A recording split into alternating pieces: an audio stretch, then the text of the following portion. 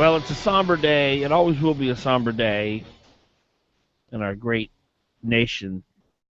September 11th, the day that we'll always remember. We'll always have a special place in our heart for today. And welcome to the broadcast on this September 11th, 2014, a day we remember. You can remember, and you can take time to reflect on a tragedy such as September 11th, and yet it doesn't have to affect you in a negative way. It can bring about good because you remember the existence of evil in the world. You remember the importance of being strong militarily. You remember the importance of protecting the citizens of the United States from evil that is, frankly, now numbers in the millions. And it's just a day that we take time and we reflect and we realize that this will happen again if we don't make the right decisions. Dan Fagan here, Glen Biegel right over there, Bonnie Cameron over there. Glenn, you agree with that? Or what do we learn from 9/11? What is it that we should take from this day, you think? Well, I remember the day, and it was a hard day. I just kept repeating myself. I just can't believe it. I just can't believe it. Where were you? I was at a conference down in Florida. Really? Oddly enough, I mean, that's like a 1 in 100 chance. Yeah. In and of itself. But You had just gotten there? I was at a technical conference. I think it was on Tuesday, wasn't it? September 11th? I don't remember. I don't actually rember. Anyway, I don't remember it being the very first day of the conference. It was somewhere in the middle of the week, Tuesday or Wednesday. And so they stopped everything, Sure. and they were showing pictures of these things flying into to the buildings. Yeah, I guess Were you stranded there for extra days? yeah, I was, and I just remember that it became much more real. That was one of there was a big turning point in my life, because I realized that most Americans have no idea what the rest of the world lives like. Yes. Particularly Israel, where there's constant threats. They don't get to walk down the street and do what they want and to feel comfortable and safe, and that so much of America will never know. Well, we don't know that. Yeah, but has never known. yeah, has never known that. Yeah. So it was just a big eye opener. So I try to take lesson after lesson after lesson from it. I don't want to stop learning the lessons of September 11th and how dangerous just a few people are, but there are literally tens of millions, maybe hundreds of millions, who want to see every child, every woman dead in America. Where were you, Bonnie? I was at home, and my husband was at work, and he called me, and he This said... is here in Anchorage? Yes. Actually, it was in Palmer. And he said, "We're at war." Yeah. And I said, "What?" And he said, "People are attacking us right now. Turn on the news." And so I did, and watched for the rest of the day. There were a couple of real surreal moments for me that day. Of course, I was working as a reporter for Channel 2, so my phone rang early. And I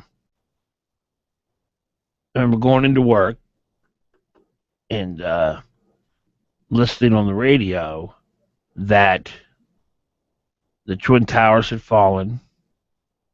There was a plane that crashed into the Pentagon. There was a plane that crashed in Pennsylvania. And my thought at that point was, okay, then it's going to be Chicago, St. Louis, Phoenix, Los Angeles, and maybe Anchorage. That was my, that just made sense, right? Okay, starting the East Coast, they're moving west. Of course, fortunately, that didn't happen. Got into Channel 2, everybody's scrambling. I immediately went and interviewed Tim Woolston at Alaska Pipeline because that was a big threat. And as I'm interviewing him, I get my pager. That shows how long ago. My pager goes off. I call the station. They say there's an airliner heading toward downtown. They have no contact with it. They're evacuating downtown. Head downtown. Wow. So my you get to go downtown when they're evacuating downtown. All right. Whoa. So my photographer and I, we drove downtown. The parking garage catty corner to Sullivan Steakhouse. Went to the top floor there. and we're shooting people scrambling at all the buildings. Very surreal. Wow. And we're being told that there's a Korean airliner that will not respond, and it's heading toward downtown Anchorage, and that there are fighter jets on each wing, and they're going to shoot it down if it doesn't respond. And we're looking. We're going to see this unfold. And of course, eventually the Korean airliner responds. They just didn't speak English, and they took them over to Whitehorse. Another surreal moment that we had was my photographer's idea, Tom Cole. We went up to the Flat Top parking lot. This is about an hour after that, and we got a big wide shot of the city. And the only thing you see were military. You know, you had the radar plane and you had fighter jets, but not a single commercial airliner. And I used to live up in Glen Alps, and there's, one every 2-3 minutes is a plane coming, and sometimes there's 4 or 5 of them you see at a time. That was very surreal. Mm-hmm. See all the Anchorage Bowl with no airline, no aircraft except for the military. And then I remember I ended up doing a live shot that night at 10 o'clock at the airport, and we interviewed so many people who couldn't get home. Mm-hmm. One guy rented a car and was going to drive to Chicago because he had to get back. His wife was pregnant. Mm. He was going to give birth any day. It was just such a surreal day. It just didn't feel real, Yeah, it felt like a dream. Bad dream. It did. Mm-hmm. It did. Yeah. And then, in the news business, the days following, that's all we did. That's all we did was 9/11 stories. And, the Trans-Alaska Pipeline was a big thing. They thought that would be a target next. And how far was this going to go? How big a deal was this? And it affected me. It affected me in a negative way, emotionally. Did it make you more depressed or just not hopeful? Yeah, depressed. Yeah. But, it's not like, I can't imagine how much it affected people who lived in New York City. Ugh. Police, having their fellow policemen and firemen die, and I remember the images of the flying paper, and I mean that still stresses me out to this day and gives me anxiety just to see it. 569-1080 is the number. 569-1080. Dan Fagan, Glen Biegel, Bonnie Cameron, or KOAN, KVNT, on this September 11th, 2014. Of course, there's a lot of speculation that the ugly, nasty religion of Islam will strike somewhere today, someplace, some embassy. Hopefully not. 6:14 is the time.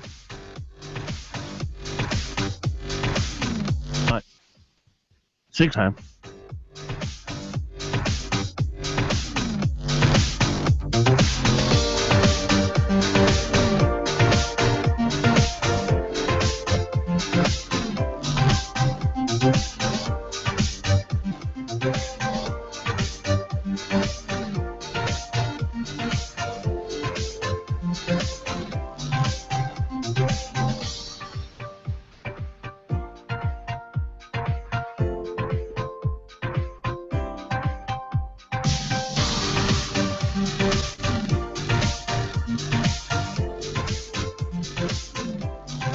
The whole cleaned and head bath. 10.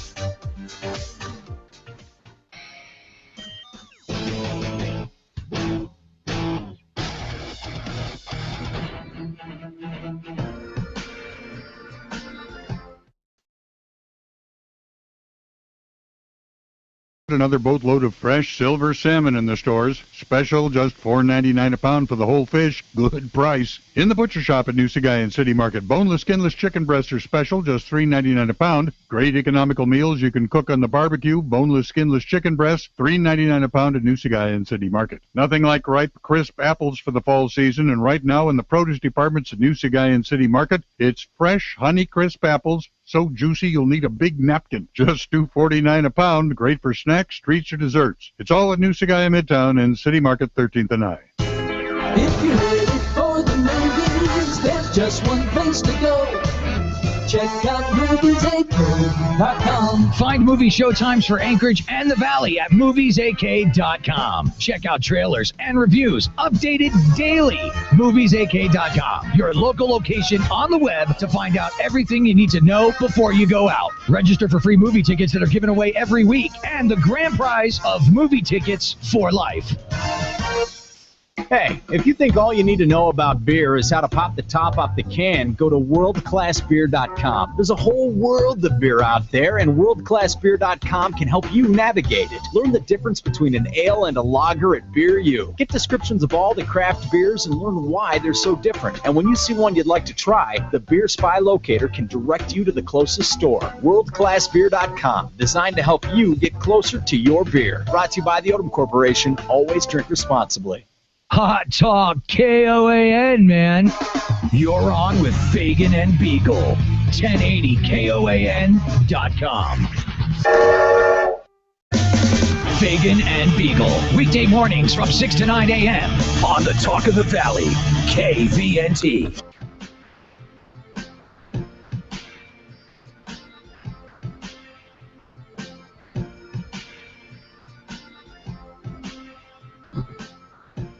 All right, welcome back. 6:17 in the morning. Dan Fagan, Glen Biegel, Bonnie Cameron. Here on KOAN and KVNT. Those are our call letters. We're on 95.1 FM in Anchorage. We're on 92.5 FM. Pretty much Anchorage all the way to the Valley. I was out in Chugiak yesterday, and man, 92.5 FM is just really strong. All the way, out there. And then we're also 1080 AM and 1020 AM in the Valley and Anchorage. I would recommend going to the FM signal. It's much better. Our number 569-1080. One thing that I think is really amazing with the left is how Glenn, so many things that the left adheres to and believes that makes no sense to me. How they can't see a baby inside of a mother's womb with a little beating heart or a little hand, sucking thumb is not a life. I mean, that's just, what? How do you not see that? And how they seem to coddle and not fully understand the Islam and how evil it is. And it's a religion based on hatred of the Jews and the infidels. Really, anybody who's not Islam. If you look, I read a fascinating book. I don't remember what it was entitled. I can't remember. It was about how the media covered Nazi Germany. New York Times had a reporter embedded in Germany, and it was later revealed that this reporter knew of all the atrocities. Wow. Didn't say a word.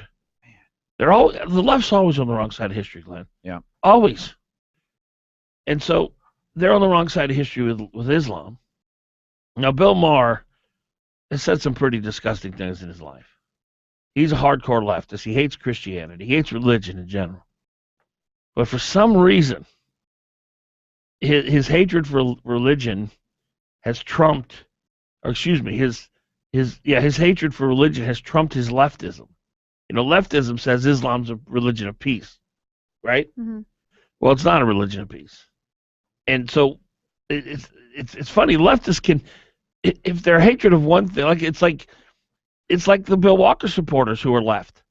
My hatred for the oil companies and Sean Parnell trumps my love of the death culture. So there are ways that leftists will abandon some of their blindness, but it's always because they hate something else more. More, yeah. Isn't that funny? That's the first time I've ever thought that. This is why it's weird the way I operate. Mm-hmm. Things come out of my mouth that I've never even thought of before. But isn't that true? When the left sheds blindness, it's because they hate something more than they hate something else. Yeah, or fear. Yeah. Fear, hate. Yeah, I mean, these mix together. I mean, Bill Maher absolutely thinks anyone who believes in any kind of God and has any faith is a total idiot. Yeah. And he actually calls them evil. Yeah, he thinks that they're dangerous. That's right. More than stupid. Yes. Which is what an atheist will just think, well, you're just dumb. I mean, you're trying to explain things with God that don't need a God to explain them. Yes. So you're kind of dumb. But he goes way, way beyond that, and he is convinced that people who believe in God are evil. Yeah. But here, I think he's about to make a distinction, which I don't know that I've ever heard him make. Well, Charlie Rose tries to equate Christianity to Islam. Wow. Yeah, I know. It's amazing. Well, the left, this is one of the things you said before, which is the left is always, trying to misunderstand Islam. But I think they also misunderstand the essence, the essential part of Christianity in our own country. Well, I want to play this clip. Do we have time to play it still, Brian? Charlie Rose really makes a fool of himself trying to defend Islam. It's embarrassing. And Mark, you can't deny what Mark's saying here. You just can't. Let's play the clip. Liberals should stop booing me for pointing out that Islam is not like other religions, that is a unique threat, and that but it's not Islam you're against. Howard Dean on TV the other day, and he said something along the order of, he said the people in ISIS are, I said, I'm about as Islamic as they are, distancing the vast numbers of Islamic people around the world from it. That's just not true. It is true. It is not true, Charlie. There is a connecting tissue between... you mean, behind every Muslim is a future member of some radical... Let me finish. I thought I was doing that. There are illiberal beliefs that are held by vast numbers of Muslim people that I don't think... Vast number of Christians, too. No, that's not true. Not true. Vast numbers of Christians do not believe that if you leave the Christian religion, you should be killed for it. Vast numbers of Christians do not treat women as second-class citizens. Vast numbers of Christians I agree with that. Do not believe that if you draw a picture of Jesus Christ, you should get killed for it.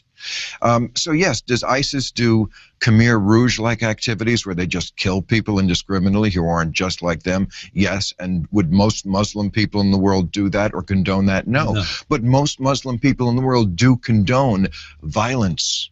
Just for what you think. They do. First of all, they say it. They shout it from the... Vast majorities of Muslims Absolutely. say that? There's a Pew poll of Egypt done a few years ago. 82%, I think it was, said stoning is the appropriate punishment for adultery. Over 80% thought death was the appropriate punishment for leaving the Muslim religion. I'm sure you know these things. I know. Well, I do. But I don't. That this religion is like other religions is just naive and plain wrong. It is not like other religions. The New York Times pointed out in an op-ed a couple of weeks ago that in Saudi Arabia, just since August 4th, I think it was, they have beheaded 19 people, most for non-violent crimes, including homosexuality. Those that even got the hands off the thief. Right. Okay. So we're upset that ISIS is beheading people, which we should be upset about. But Saudi Arabia does it, and they're our good friends because they have oil. Right. Okay? But they do it too. This is the center of the religion. In Mecca, where infidels, non-Muslims, are not even allowed in the holy parts of the city. I mean, right there, we don't have that example in other religions. Okay, they do behead people. Now, if they were beheading people in Vatican City, which is the equivalent of Mecca, don't you think there'd be a bigger outcry about it? So this is the soft bigotry of low expectations that we have with Muslim people. When they do crazy things and believe crazy things, somehow it's just not talked about nearly as much. I do believe that what we see with ISIS is not representative of...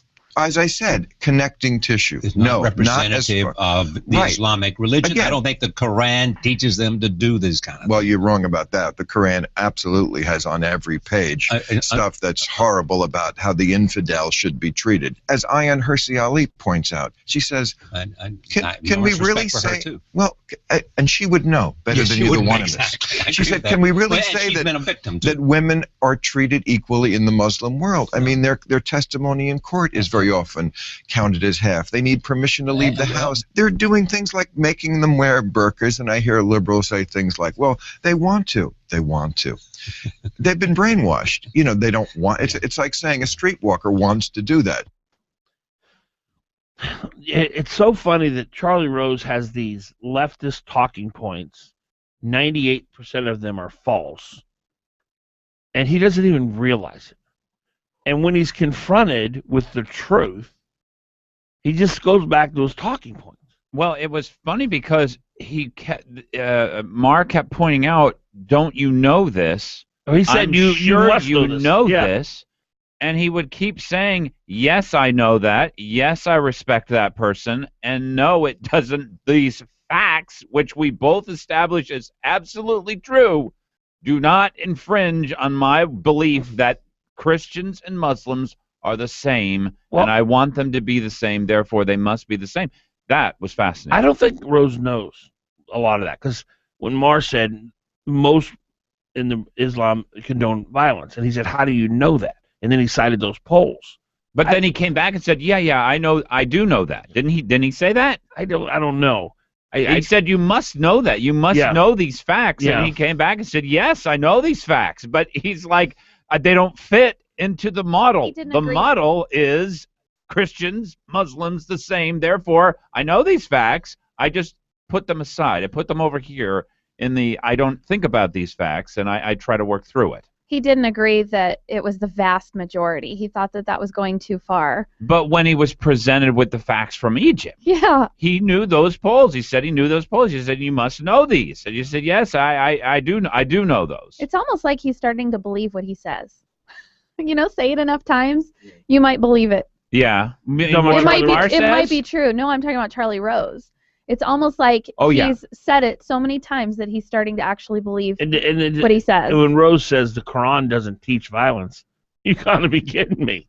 Yeah. No, it's very clear. It's very clear. And the problem with the Quran teaching violence is it was the last word of God. Yeah. There's no revelation from the Quran. And so the teaching of violence is what they practice today, just as they practiced it in 700 AD. Yeah. It's the non-revelation word of God. That's it. That's right. And to have Bill Maher, a hardcore leftist, shed his blindness on this one topic brings incredible credibility. Yeah. He's not a right-wing nut job that hates. Because, if you and I were to make those arguments, well, Glenn and Dan, they're Islamophobes. They hate Muslims. Yeah. So they're gonna spin the truth. But for Bill Maher to come out and present that information, that's a big deal. The reason I think, because there were two things in conflict there. One, where Bill Maher doesn't like any religion. Yes. But accepts that Islam is not the same as Christianity. Yes. And the other one where Charlie Rose probably doesn't like any religion. Right. And he does think that Islam and Christianity are the same and is put in his place. Glenn, how is it that someone could be so blind? It's like, how do you equate the Palestinians and the Israelis? How do you equate Islam and Christianity? There's never been a greater contrast. Palestinians want to wipe every Jew off the planet. Islams want to kill everybody who's not in Islam. Christianity, they just want to help people. They want to help the poor. I mean, not every Christian. There's some Christian. I mean, I'm not saying Christianity is perfect, but my goodness, what a contrast. How does the left not see that? Well, for each person who's on the left, they have bigger gods. Is my view. Is that that it's very difficult to believe that there's a human goodness that we can trust and a God who loves us that we should know. Coming back, we're going to skewer Bonnie Cameron. Here it comes. It's go time, baby. You do not want to miss it. Put your seatbelt on. 6:30. On Hot Talk KOAN and online at 1080KOAN.com. With KOAN News, I'm Chuck White. Anchorage police were asking to hear from the driver who picked up two hitchhikers later. Line at 1020.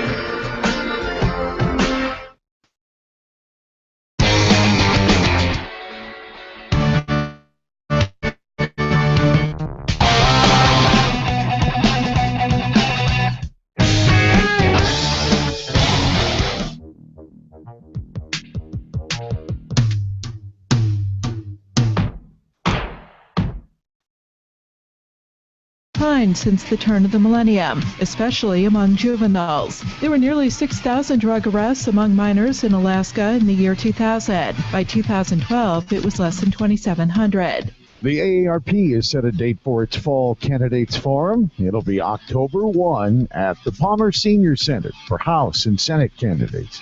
That's your Hot Talk News update.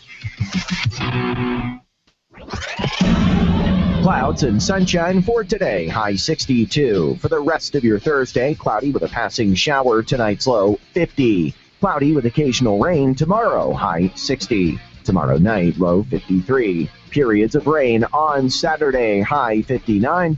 And for Sunday, partial sunshine, high 60. Hot Talk, breaking news, and the latest weather, KOAN 95.1 FM and 1080 AM. You gotta play to win. Don't miss your chance. Alaska Lottery presents Monthly Lotto with a new drawing every month. Tickets are just $2 each or 10 for $10. The winner receives half of everything collected. Drawings will be held on the 30th of every month. Call the Alaska Lottery hotline at 56-LOTTO. That's 565-6886 for information and prize updates. Charitable gaming in Alaska raises millions of dollars every year for nonprofit organizations statewide. Get your tickets today at the new Tudor Bingo Center at 1436 East Tudor Road, Tudor Charity Tabs at 343 West Benson, or the Alaska Lottery Kiosk on the first floor of the 5th Avenue Mall. You don't have to be present to win, but you gotta play to win. Brought to you by Greater Anchorage Inc., Ferrande, and Alaska Lottery. I'm Leslie Moore. I teach 7th grade here in Anchorage. I'm tired of the DC outsiders coming to Alaska to falsely attack Dan Sullivan. Don't believe their dishonest ads. The truth is, Dan Sullivan has stood up for Alaskans and delivered results. I've seen it firsthand. After the financial crisis, my pension took a big hit. It was a difficult time for all Alaska teachers, but Attorney General Dan Sullivan fought back, forcing a Wall Street firm to pay for their malpractice, putting almost $500 million back into the retirement fund for Alaskans. Dan Sullivan stood up to Wall Street and Washington as our Attorney General and DNR Commissioner, fighting for Alaska. Dan Sullivan stood up for me and every Alaskan teacher. He's a man of the highest integrity, and he will fight for Alaskans, not for the big money special interests. This is a critical time for our nation and state. We need more people like Dan Sullivan fighting for us in the U.S. Senate. I'm Dan Sullivan, and I approve this message. Paid for by NRSC and authorized by Sullivan for U.S. Senate. Do you own your own business? Are you thinking about starting one? Are you an employee who wants to get the job done the right way and move up the corporate ladder? Well, this is the show for you. Innovation, technology, and professional business advice you can use. Listen to Getting Down to Business with David Weatherholt on Hot Talk KOAN 95.5 FM and 1080 AM every Saturday from 8 a.m. to 10 a.m. Your small business resource with advice you can use.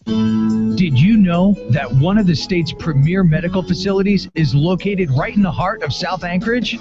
Thanks to the Alaska Neurology Center, there's no need to leave Alaska anymore when it comes to treating the nervous system. You'll receive the best care at the Alaska Neurology Center for epilepsy, cerebral palsy, brain injuries, Alzheimer's, Parkinson's, Huntington's disease, multiple sclerosis, speech disorders, and they offer pain management as well. And if you're having trouble sleeping at night, the Alaska Neurology Center has the best sleep disorder experts in the state. They also have the most sophisticated MRI imaging technology in Alaska. If you need relief from stress or from migraines, relax in their luxurious spa. At the Alaska Neurology Center, their massage therapists are amazing, and they offer hydrotherapy, infrared sauna, hot and cold therapy, and shiatsu massage. And their medical spa also offers facials and waxing. The Alaska Neurology Center, located on Diamond and Old Seward. When I grew up, I wanted to be a pro basketball player. An elementary school teacher. Oh, an Olympic gymnast. No matter what dream you choose or where you are in life, your local Country Financial representative offers helpful advice on everything from auto and home insurance to financial planning, education to retirement, and business insurance too, so that you can continue to grow and dream. For more information, visit countryfinancial.com or call 1-866-COUNTRY. Country Financial. Grow your own way. You're on with Fagan and Biegel on Hot Talk KOAN and online at 1080. 244-0821. Fagan, Biegel. Weekdays 6 to 9 a.m. The Talk of the Valley. 6:35. Dan Fagan, Glen Biegel, Bonnie Cameron. Before we skewer Bonnie Cameron, I do have a Sarah Palin update on the fight. Okay. Now, MandaCoin.com reported that there was a big party, Iron Dog race party, and the Palin clan showed up. Apparently, Track got in a big fight with one of Willow's former boyfriends. Bristol Palin was throwing punches. Track got a bloody nose. At one point during the melee, Sarah Palin yelled out, "Do you know who I am?" They were kicking the Palins out of the house. Oh, is that what the process was? That was the process. And that's why they didn't know who they were. Yeah. But anyway, so then Todd was involved, and it was a big mess. There's several witnesses. Amanda Coyne said she talked to several witnesses. And the police were called. Whoa. And the police verified they were called to the house. But nobody filed charges. So there's no official report. Okay. But there were police there on the scene. Okay. Well, this is why we have reporters, by the way, because things don't have to always get to the police level, and we still want to know about that. That's right. The question is there video? Well, I asked Amanda that, and she said not that she was aware of. What? Oh, that'd been so good. Well, they're holding out for the big people to start paying them. The TMZ and the National Enquirer, they probably pay $100,000. Oh, yeah. Yeah. I'd hold out, too. I don't blame them. If you had Sarah Palin screaming out, "Do you know who I am?" That's $100,000 right there. Here's your check. And Bristol throwing punches. Bristol throwing punches, shadow boxing. I'm sure she wasn't connecting. I don't know about that. Or Track, with his bloody nose with his shirt off. And apparently a little intoxicated. Yeah, I'm thinking that's probably worth $500,000 if you had all three of those. Sure. Easy. So anyway, that's a little update on. Well, okay. The update was police were involved. Police were involved, Yeah. but no charges filed. Yeah, and she knows the house. She knows the guy who owns the house. She wouldn't, that was all off the record. I'm not allowed to report any of that. But yeah. Interesting. No, it is. Well, we don't know if it happens often, but this is fascinating just in and of itself. Just one time. Well, we're gonna have. I think Amanda's gonna come on tomorrow and give us as much as she knows and any new developments on it. Okay. Good. Now, Bonnie Cameron. Bonnie Cameron, bless her heart. Oh no, that means I hate you. Oh, whoops. I think I get so many good compliments about Bonnie. You on the show? Yeah. She is such a great addition to the show. You and I are so harsh and tense and rigid, and we come with these 50,000-ton bombs of points that we make, and Bonnie's a softer, gentler, kinder, more reasonable. The more you go on positive, the more worried I'm getting. Yeah, it's gonna get bad. Oh yeah. But I have come to believe something about Bonnie Cameron. Now, I may be wrong. Okay. I could be totally wrong, but Probably. this is what I have come to believe about Bonnie Cameron. Now, I know she's a God-fearing woman, so I'm not going to use the word hate because that's a little strong. But this woman over here to my right, your left, absolutely loathes Dan Sullivan. Now, the evidence, I'm going to present the evidence, and I presented it to you. I'm watching the videotape, the high-definition, high-quality videotape, thanks to Brian, our producer and now director, during the interview with Dan Sullivan yesterday. And Dan Sullivan's talking, and he cuts away to a shot of Bonnie. And I can't imagine a more disgusted look on a human being. We could have had Adolf Hitler on our show. And her look, her reaction to who was talking would not have been more disgusted. Now, you saw the look. I showed you the cutaway. Yeah, and I had two reactions to it. Number one, the word dark came to mind. Number two, when, I don't know if you've seen the movie The Sixth Sense, but when the ghosts are meandering through the house and the temperature drops 45 or 50 degrees within a couple of seconds, that was the sense that I got. That would be much more accurate. I think that is much more accurate. So it got cold in here. Oh yeah, it was frigid. It was freezing. I think it's probably incumbent upon us now to get some type of reaction and response. First of all, do you need to call your attorney, or do you want to speak for yourself? Can I plead the fifth again? No, you cannot plead the fifth. Why do you loathe this amazing Marine American? Why do you loathe him so? I do not loathe Dan Sullivan. Now, I would hate to see what she looked like if she did load Dan Sullivan. Well, I want to hear more than I did not. I'd like to get some, Here's evidence. the thing. I so thought Joe Miller was going to be such a better candidate. I mean, to me, he's a better candidate. It's all about the candidate to me. And so to have Dan Sullivan as the candidate really makes me upset. It's not that I don't think he's a good person. I think he's probably a great guy. I think he'd be fun to hang out with. I'm sure he'd love to hang out with you. I think he's probably got a great family, all those things. I just don't like him as a candidate, just to be honest. So if he wins by 11 points, and I know you are reeking with blindness on this, Miller would have lost by 15 points. Then, if Sullivan wins by 11 points, will you then say, okay, maybe he is an okay candidate? No, absolutely not. I don't think that would show anything, and I don't believe that wait a minute. He will win by that much. He wins by double digits, and you don't think that shows anything about what kind of candidate he is? No. Because I look back. No, listen. She's confusing positions and candidate because she doesn't care about whether or not somebody gets elected. But she said the word candidate. I know. I'm just explaining to you what she's talking about. She means candidate. You mean candidate. I know it's such a ridiculous position. I don't think he's a very good candidate. You sew together a majority of Alaskans who are going to vote for you. That's what a candidate does. Did you hear our caller a couple weeks ago who said he was going to hold his nose and vote for Dan Sullivan?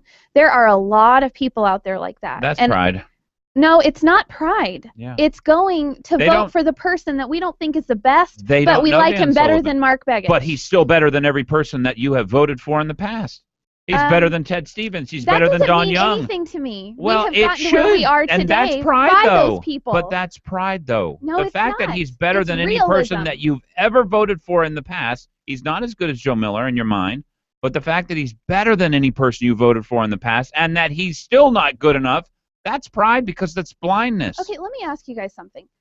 Who are you going to vote for when Lisa Murkowski's up for election? Well, it depends on who's running. Okay, so we're going to be at the same place again. She'll be better than the Democrat. Well, if she wins, if it's between her and Bill Wielechowski, yeah, I'm going to vote for Lisa Murkowski. She will not be. She will not be by herself. I will not vote for Lisa Murkowski ever. No, I wouldn't vote for Lisa Murkowski either. But why? I mean. So your premise is Lisa Murkowski and Dan Sullivan. That's your They're premise. Republicans. Yeah. I'm not a Republican. I don't That's know okay, if I. But what did he say about immigration yesterday? And tell me the honest statement. I was really surprised. All right, he it's said that you don't know no him. amnesty. I've never heard him say that. Well, Bonnie, he said that 100 times. The fact, he was never. The fact, though, that you now look, that is a go no go decision just on that one issue. I submit to you that he's got 100 go no go decisions here. He's got 100 go no go. But he's not a Republican. I'm not a Republican. I want a perfect candidate. I want somebody who's like Joe Miller or Jesus. 644. Oh, why I oughta.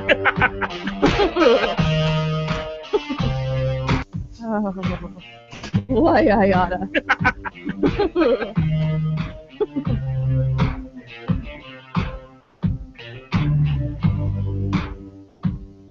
Don't just sit there. Give him a call.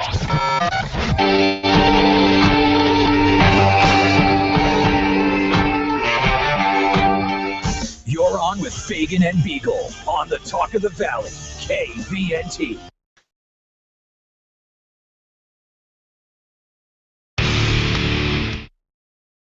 Down the hatches and set our course to help raise money for the Blood Bank of Alaska's treasure chest, else we'll be sent to Davy Jones' locker. Aye, navigate your way to Town Square at 7 p.m. for a group photo with your crew. Make way anytime after 7 p.m. to the participating pubs in downtown Anchorage with your treasure map to win 80,000 air miles and more. I need it down! Jive ho to AnchorageDowntown.org for more details and discounts on hotel stay, costumes, and parking at Easy Park lots for the night. Yo ho, me hearties. We best be seeing your scallywags at the Pirate Pub Crawl on September 20th. Brought to you by the Anchorage Downtown Pirate Ship, K&H Graphics, the Blood Bank of Alaska, the Odom Corporation, Dooley's Tuxedos and Rentals, and Alaska Integrated Media. Hi, my name is Mike Ferris, president of Alaska Enterprise Solutions. We are the face of Xerox in Alaska. Xerox is a trendsetter, and AES Xerox is following in those footsteps. We are the document management experts, specializing in short-term rentals of copiers and scanners. We have offices in Anchorage and Fairbanks, and we are your Xerox professional agency with an Alaska focus and worldwide support. You can reach us at aesalaska.com or 561-5100. I've got almost 6 years in the Army. 10 great years. I joined in '06. Family really wants to be settled in one place. I get so much experience and technical training in the Army. Now I want to turn that into a civilian career. I'm ready to go to college now. Get the best of both worlds in the Army National Guard. Serve your country and your community part-time while you live your life as a full-time civilian. Visit nationalguard.com or talk to your RCCC about making the transition. Sponsored by the Alaska National Guard, aired by the Alaska Broadcasters Association and this station. You're on with Fagan and Biegel in the morning. Give him a call, 569-1080. KOAN. You're on with Fagan and Biegel in the morning on the Talk of the Valley, KVN.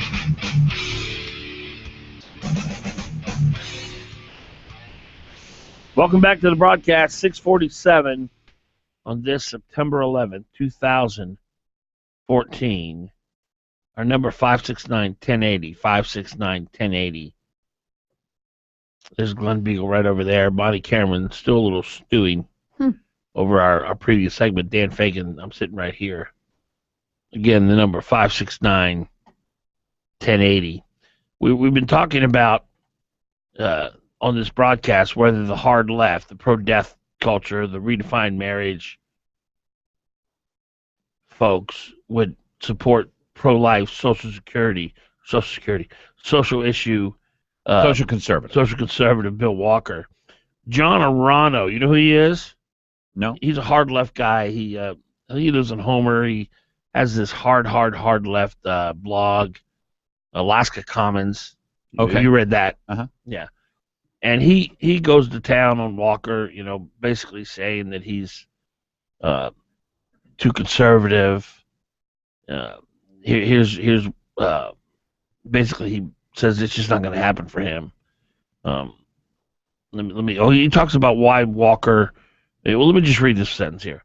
Talking about why Walker will have to take a stand on social issues. Aranos writes, most recently efforts in Juneau have centered around redefining what constitutes a medically necessary abortion eligible to be paid through Medicare reimbursements. Senator Coghill introduced a bill which sought to strip doctors' abilities to determine whether or not abortion is medically necessary. The first year, the bill stalled in the House, and then it tacked on an amendment. Anyway, he goes on to talk about how this will come up again, and Walker will be the decider, as George Bush used to say, on this. And so that's one thing. And then he mentions other things on abortion rights, as he calls it, that Walker will be the key decision maker on. So his basic point is that this notion that Walker will put aside abortion, he just doesn't buy it. Simply put, dealing with social issues is part of the job, he writes. Malot's presence on the ticket may influence how Walker wields the broad powers of the executive in Alaska, but that broad power also includes defining how much power Malott possesses as lieutenant governor. Malot's support of issues that Walker does not support does not constitute equilibrium. Any definitive positions will cost Walker support from one end of the spectrum or the other, but if he's depending on walking a tightrope of ambiguity in the lead up to November, he's in line for a very rude awakening. And of course, a lot of the leftists who comment agree, and they will not be a part of what he's doing. Paul Hahnemann, he's saying, we all need to get along. It's the Unity Party, be a part of it. But as I see the reactions to Arano's piece, many more leftists are saying that Yeah, I agree. I can't support this guy. I think that's the way it'll go. Yeah, the AFL-CIO ticket. I also see Mark Begich as a huge downer for this because Mark Begich has already got his arm around this ticket. He's already come out and said, you got to support the Unity ticket, and Mark Begich is such a negative idea. I mean, the idea that you are going to have a Mark Begich sign along with the Bill Walker sign, and there are a lot of conservatives who said, well, I'll take a Bill Walker sign. They don't want a Mark Begich sign. Yeah. The idea that this in some way helps Mark Begich, huge problem, and they have got a lot of thinking to do. Well, a lot of, like Eddie Burke and others, they love Walker, but they never vote for Begich in a million years. Mm-hmm. No. Well, this is an AFL-CIO ticket, first of all. Yeah. This was birthed from the AFL-CIO offering money for this ticket to come about. It is fraught with all kinds of danger. If I were either on the right or the left, I mean, I really think it's incumbent here for people both on the right and on the left to do what we did with Dan Sullivan yesterday, which was ask him hard questions, get him pinned down. I didn't ask him any hard questions. I brown-nosed him. No, actually, it was embarrassing. Yeah. It was slightly embarrassing. At one point during the interview, Bonnie gestured to me that I have something on my nose, and I thought, well, I got something on my nose, and then what she was really saying is, I'm brown-nosed. Yeah, it was bad. But I don't loathe him like she does. Yeah. Really, you were the only fair reporter. You asked him a legitimate question. Why would you not go to this debate in Kodiak? Yeah. That's a legitimate question. I was too kiss-ass. Bonnie was like, why do people hate you so much? That's true. Wasn't That's that really what I wanted very to say. similar to your question? Wasn't that your question? Exactly it. And then Mine was a little more soft than that, but that's poor really Dan what I meant. says, in what way, Bonnie? What was your question? Why do people think you're so lukewarm? Yeah, there you go. Yeah, why should people hate you? So yeah, that is very. In that's what way? very Amnesty, pro-life, UN. So anyway, but this is the AFL-CIO ticket, and as such, I think it's incumbent upon both the left and the right, because things have been said very confusingly. How much power is Malott going to have? What are Bill Walker's positions exactly going to be? Can you support this ticket reasonably as someone on the left or on the right? And I don't think they get a pass on any of this stuff. So here's what I would do if I were on the left. You tell me exactly how much power Byron Malott's going to have.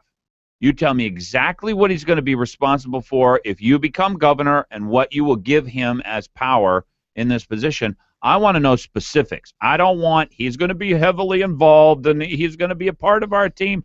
That's what they've said about every single lieutenant governor for all time. And you know what the lieutenant governor does? Nothing. Everybody knows that.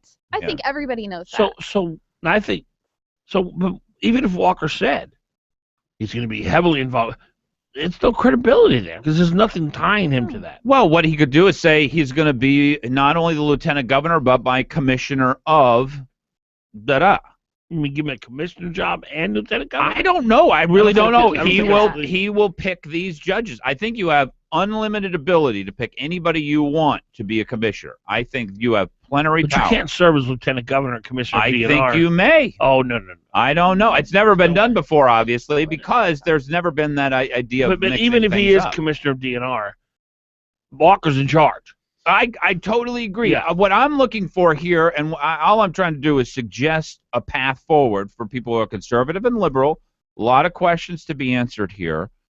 Maybe that's something he would consider doing. Maybe he's planning on giving Hollis French, a seat on the Supreme Court. I would like to, if I was a conservative, I would like to know that. If I was a liberal, I would like to know that. These are critical questions to be asked and answered. I have no doubt that Walker's cabinet will be a mix of left and right.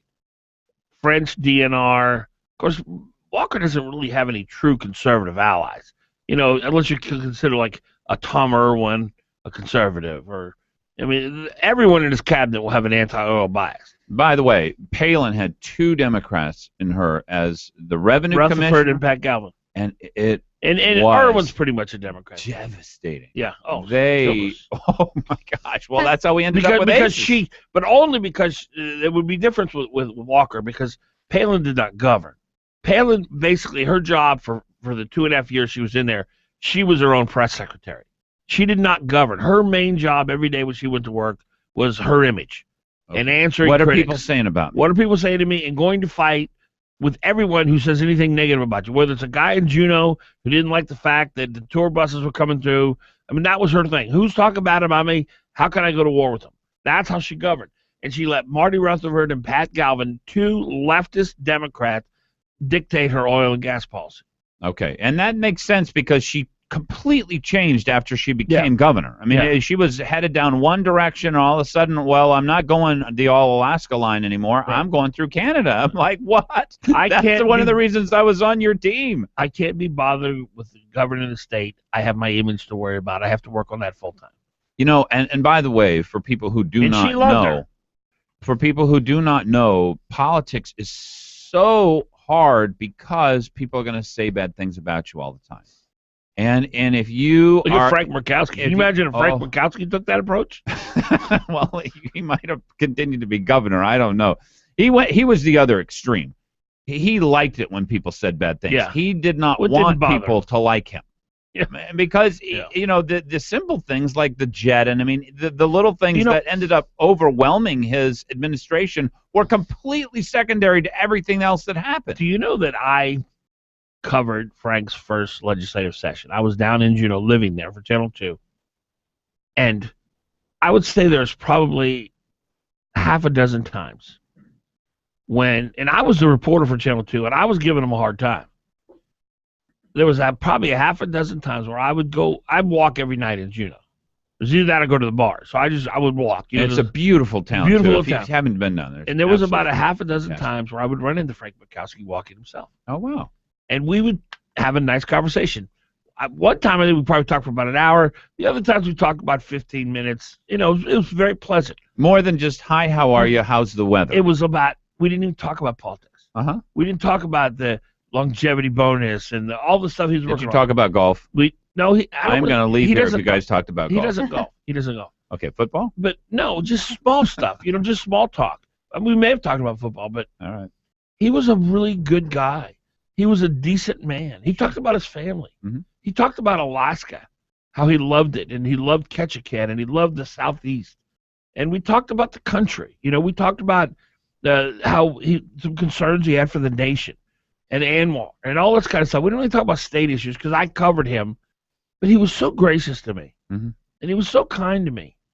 And even though I would criticize him on the air, it was Channel 2, it was the biggest audience. Yeah. No one, if I criticized him, that was his biggest hit. Yeah. I was the reporter for Channel 2. It takes a big man. Yeah, he is a big man. Big person to be able to handle those hits. He was not petty. Yeah. He was not vindictive. Yeah. And I was so amazed by that. Palin, complete opposite. Yeah, sure.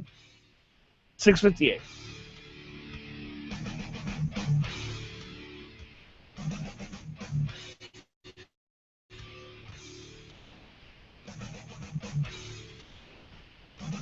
More fresh halibut arriving in the seafood departments at New Sagayan City Market. Fresh halibut and a great deal. You can buy the whole cleaned and headed halibut for just $11.99 a pound. Plus, the seafood ninjas with the flashing blades will cut them into steaks, fillets, or whatever, no charge. So take advantage of New Sagayan City Market's low price on whole fresh halibut and fill your freezer for the winter, just $11.99 a pound. Also in the seafood departments at New Sagayan City Market, another boatload of fresh silver salmon in the stores. Special, just $4.99 a pound for the whole fish. Good price. In the butcher shop at New Sagayan City Market, boneless, skinless chicken breasts are special, just $3.99 a pound. Great economical meals you can cook on the barbecue. Boneless, skinless chicken breasts, $3.99 a pound at New Sagayan City Market. Nothing like ripe, crisp apples for the fall season, and right now in the produce departments at New Sagayan City Market, it's fresh, honey crisp apples, so juicy you'll need a big napkin. Just $2.49 a pound, great for snacks, treats, or desserts. It's all at New Sagayan Midtown and City Market 13th and I.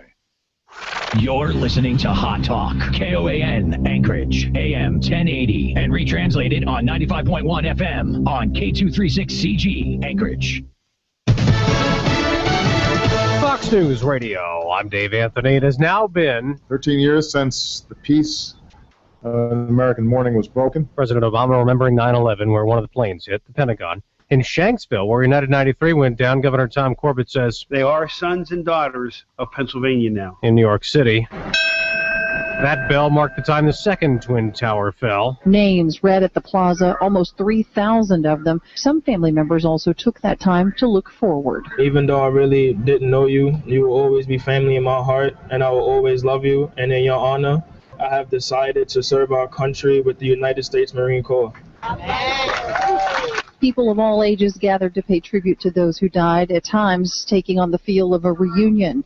At Ground Zero, Tanya J. Powers, Fox News Radio. A day after President Obama detailed the plan to fight ISIS in Syria. We will conduct a systematic campaign of airstrikes against these terrorists. Congress is going to get briefings. Fox News Radio's Jared Halpern live at the Capitol. Well, President Obama believes he does not need any authority from Congress to launch airstrikes. He is asking lawmakers to authorize training and equipping of moderate rebel fighters in Syria. That's an ask that has mixed reaction here. House Speaker John Boehner says he supports additional resources for Iraqi and Syrian fighters, but others from the president's own party, like Alaska Democrat Mark Begich, worry about U.S. weapons falling into the wrong hands. Dave. Jared, the formal verdict's not in yet at Oscar Pistorius' trial, but we know what the Olympic track star is not guilty of. Fox News Radio's Paul Tilsley live at the court in Pretoria, South Africa. Dave, Oscar Pistorius burst into tears as he heard Judge Thokozile Mazipa say she was not going in her final verdict to find him guilty of either premeditated or unplanned murder. But in considering a possible verdict of the lesser charge of culpable homicide or manslaughter, the judge said the athlete acted too hastily and used excessive force. She will rule tomorrow on that. The Blade Runner could still go to jail for up to 15 years. Dave? Fox News Radio, fair and balanced. Attention homeowners, I'm Jay Farner, president of Quicken Loans. We've told you about HARP in the past. There are so many more of you who could be saving hundreds of dollars every month on your mortgage. It's simple and easy.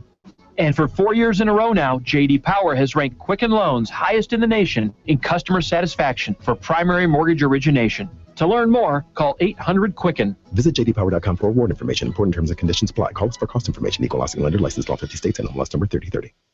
Gear up for fall and haul in the savings. Choose 0% 60-month financing or big cash off select John Deere tractors. From the one family to 150 horsepower utility tractors. Plus, get $1,500 off new one family tractors when you buy 2 implements. Offer ends October 31st, 2014, subject to approved credit on John Deere financial installment plan. Some restrictions apply. See your participating dealer. Local John Deere dealer today to take advantage of special savings going on now. Find out more at myjohndeeredealer.com.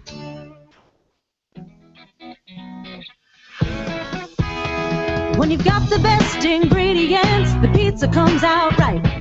That's just what we're cooking for every appetite. Experience the flavor, call us right away. 24/7, it's a pizza party day. For the past 20 years, Sicily's Pizza has served Alaskans hot, fresh, quality pizza at a great price. And as a special thanks to all of their loyal customers, Sicily's is having a 20th anniversary sale. Any pizza, any size, for just 20 cents. Now that's an offer that you really can sink your teeth into. Call 333-8000 and order the Sicily's 20th anniversary special. Buy any pizza, any size, and get a second pizza for only 20 cents. Order online at sicilyspizza.com. Offer valid for pickup and carry out only. Best ingredients, best pizza, Sicily's. Just call Sicily's Pizza, 333-8000.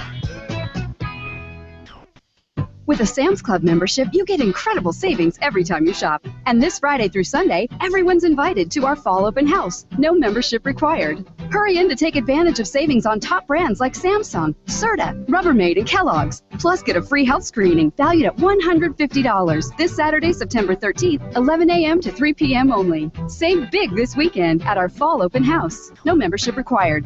Join and save. Sam's Club. Life is better when you're in the club. See club for details. When Malarkey Mark Begich ran for U.S. Senator, he made a lot of claims about his record as Anchorage mayor. Begich knew the truth wouldn't come to light before the election. But now, history is caught up with Malarkey Mark. Under Begich, Anchorage taxes went up 27%. Under Begich, the city budget ballooned, a $142 million increase in spending. Under Begich, the city was saddled with unprecedented 5-year union contracts. Under Begich, a deficit of over $20 million was left for the next mayor to deal with. Begich left Anchorage in serious trouble. Alaska's Energy, America's Values paid for and is responsible for the content of this advertising. It's time to replace Malarkey Mark with U.S. Senator Dan Sullivan. Not authorized by any candidate or candidates committee. EnergyandValues.com.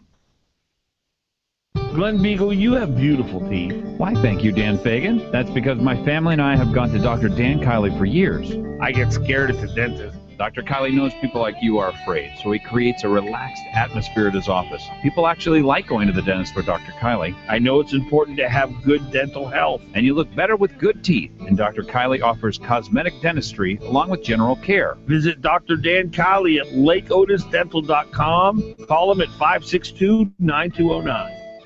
Hot Talk KOAN, man. You're on with Fagan and Biegel. 21. That's 244-0821. Fagan and Biegel. Weekday mornings from 6 to 9 a.m. on the Talk of the Valley. KVNT.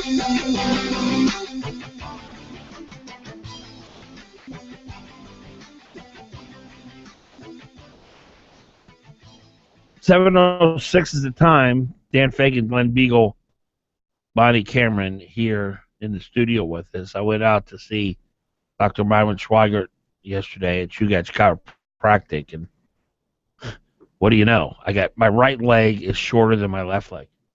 It was an amazing thing. He measured it, and he did some strength tests, and my right leg is shorter than my left leg. So he gave me this little. First of all, when he's doing all the X-rays on me, I'm standing there, and I realize I can feel it. My right leg is shorter than my left leg. I don't know how long, I guess I was born this way. I don't know if my one leg grew, one leg shrunk in the last 5 years. I don't know what happened. But it's amazing to me that all this time I've had a right leg shorter than my left leg.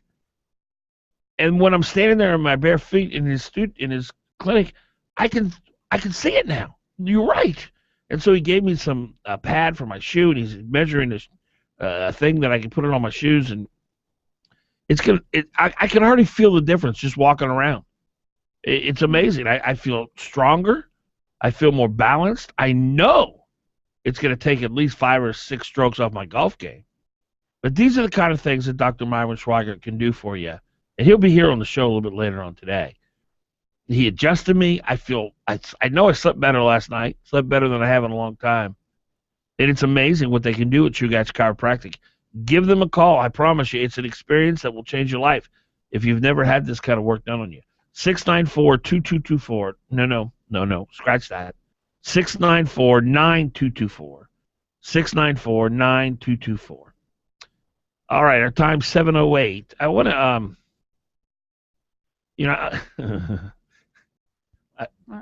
I feel bad for our friend Bonnie Cameron. We were skewer. That's my new word, skewer. I don't even know what it means. Mm-hmm. But, the other side of the story with Bonnie Cameron is that it is so refreshing to find someone who's so passionate about our country. This idea that Dan Sullivan is, the same as Lisa Murkowski and Joe Miller's Jesus and all this stuff. The opinions that she has formed, I will admit, are a little wacky, but she formed them because she loves her country. And she's so passionate. And she sees the John Boehners and the Mitch McConnells and the Lisa Murkowskis, who clearly are not the answer to turning this country around. And she sees the Ted Cruz's and these other leaders, and she says, we need more of those. And so, yeah, you're a little skewed in that your assignment of who's the right people to pick. But the bottom line is the decisions you make are decisions based on this country that you love so dearly. And unfortunately, there aren't enough people like you who pay attention and who form passionate opinions and get involved and try to make a difference. That was kind of a backhanded compliment. Yeah, I noticed that. Most of your compliments are that way. Are they really? Yeah. Mm-hmm. Like you don't sweat much for a fat woman? Yeah, that kind of thing. Yeah, look, this may be true, and this is the hard thing. Conservatives have had a long period of time where essentially we could have elected a lot better people, and we didn't. Dan Sullivan may have been the best person we could elect this time. Joe Miller may not have been electable. And this is the difficult part that I have is, and this is my worry, is that a lot of people will be convinced that they don't have to participate in the kind of country that our founders set up. Our founders set up a republic. And a republic requires that you sew together different parts of society, as many people as it takes, in order to get a majority. And the majority then elects someone who represents them versus the other people. And Except for senators. No, even senators. They didn't set it up for senators to be elected by popular vote. Well, that's a great point. Yeah, so our founders didn't set that up for senators. They set it up for everybody else, for the president. Actually, there's an electoral college, but that's pretty close. Usually, the majority winner wins that as well. And I think there's going to be a 4 or 5% group of people say, well, I don't really care that we have a representative republic. I'm going to go vote in a non-election. And it isn't going to take a large percentage What do you mean of people. in a non-election? In other words, when you have a representative form of government, the majority gets the people who sew together their coalition, and they get a majority. They are represented. Everyone else is not represented. If Mark Begich is the person who gets 44% of the vote, but 10% of people decide to vote in a non-election, then he will represent the 44%, and the other 56% will have zero representation at all. Well, he still represents them. No, he doesn't represent me. If he goes down, he represents Harry Reid. He represents our president. He doesn't represent me at all. He votes against me every single time. He prevents people who I trust, Mike Lee and Ted Cruz, from being able to even put forth an amendment on a doggone bill. He stops bills from coming out of the House. They're waiting on like 200 or 300 bills that have come out of the House of Representation, House of Representatives. So I realize that people, they don't like the way the country was set up. They want a different kind of country. This is the only kind of country we have, though. Representative form. We have to figure out how to sew together a majority, and you know, Dan Sullivan may have been the best person we could get this time. And he may be enough to help save the country. And I know that those two things are hard for a lot of people to say. I just want to say those two things are true. This idea that Dan Sullivan, well, we got to settle for him. I've never been more excited about a candidate in my life. Good for you. This guy is amazing. Agreed. I've never heard him say one thing that I disagree with. He is an incredible candidate. His resume is phenomenal. This idea that, well, we got to settle for Dan Sullivan. Are you kidding me? The guy's a dream. I don't get that. Okay, so let me take you back to 2010 when it was Lisa Murkowski and Joe Miller, and I'd rarely go back here because I was not going to. No. You live in that race. No. I knew you were going to go there. You meditate on that race day in and day out. Think back to that time. Miller, Murkowski. Are you done? Oh, no, we're not. I'm meditating. Okay, so think back there. I was so glad that I was not one of those ones who voted for Lisa Murkowski. Let me ask you a quick question before you make your point. Is there any artwork in your house with Lisa Murkowski with a big red circle and a line across it? No. So anyway, I remember thinking I'm never voting for another person like a Lisa Murkowski again because I don't want to be responsible for their votes, for their inaction, whatever. And I did not vote for Ted Stevens the last couple times. Any Democrat-like person. And I won't do it again. Dan Sullivan I will vote for because I do not believe he's like Lisa Murkowski. 714, Dan Fagan, Glen Biegel, Bonnie Cameron, KOAN, KVNT. Glen Biegel, Bonnie Cameron, KOAN, KVNT.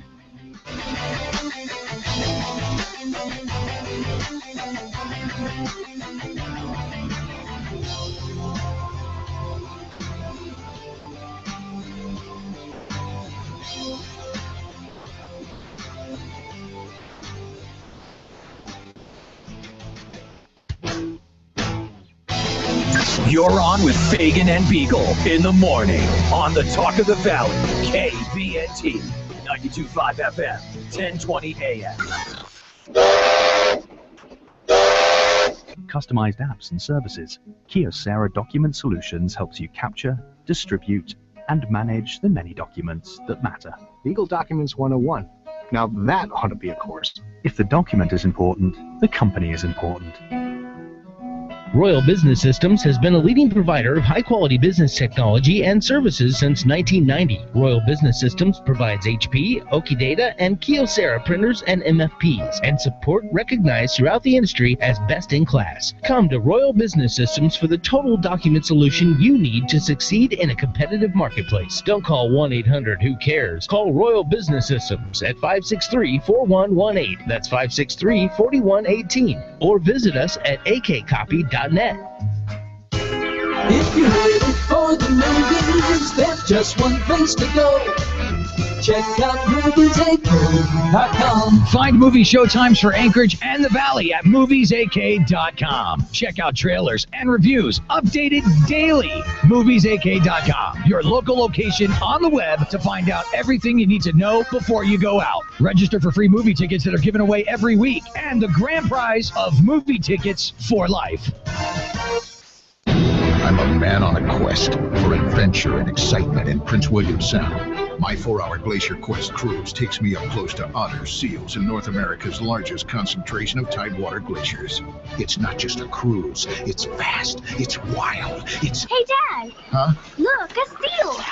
It's affordable enough to take the whole family. The Glacier Quest Cruise, an adventure from the 26 Glacier Cruise Guys. Just $99 for adults and $59 for kids. Book now at 26glaciers.com.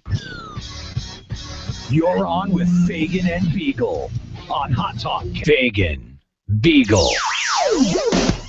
Weekdays 6 to 9 a.m. The Talk of the Valley. KVNT.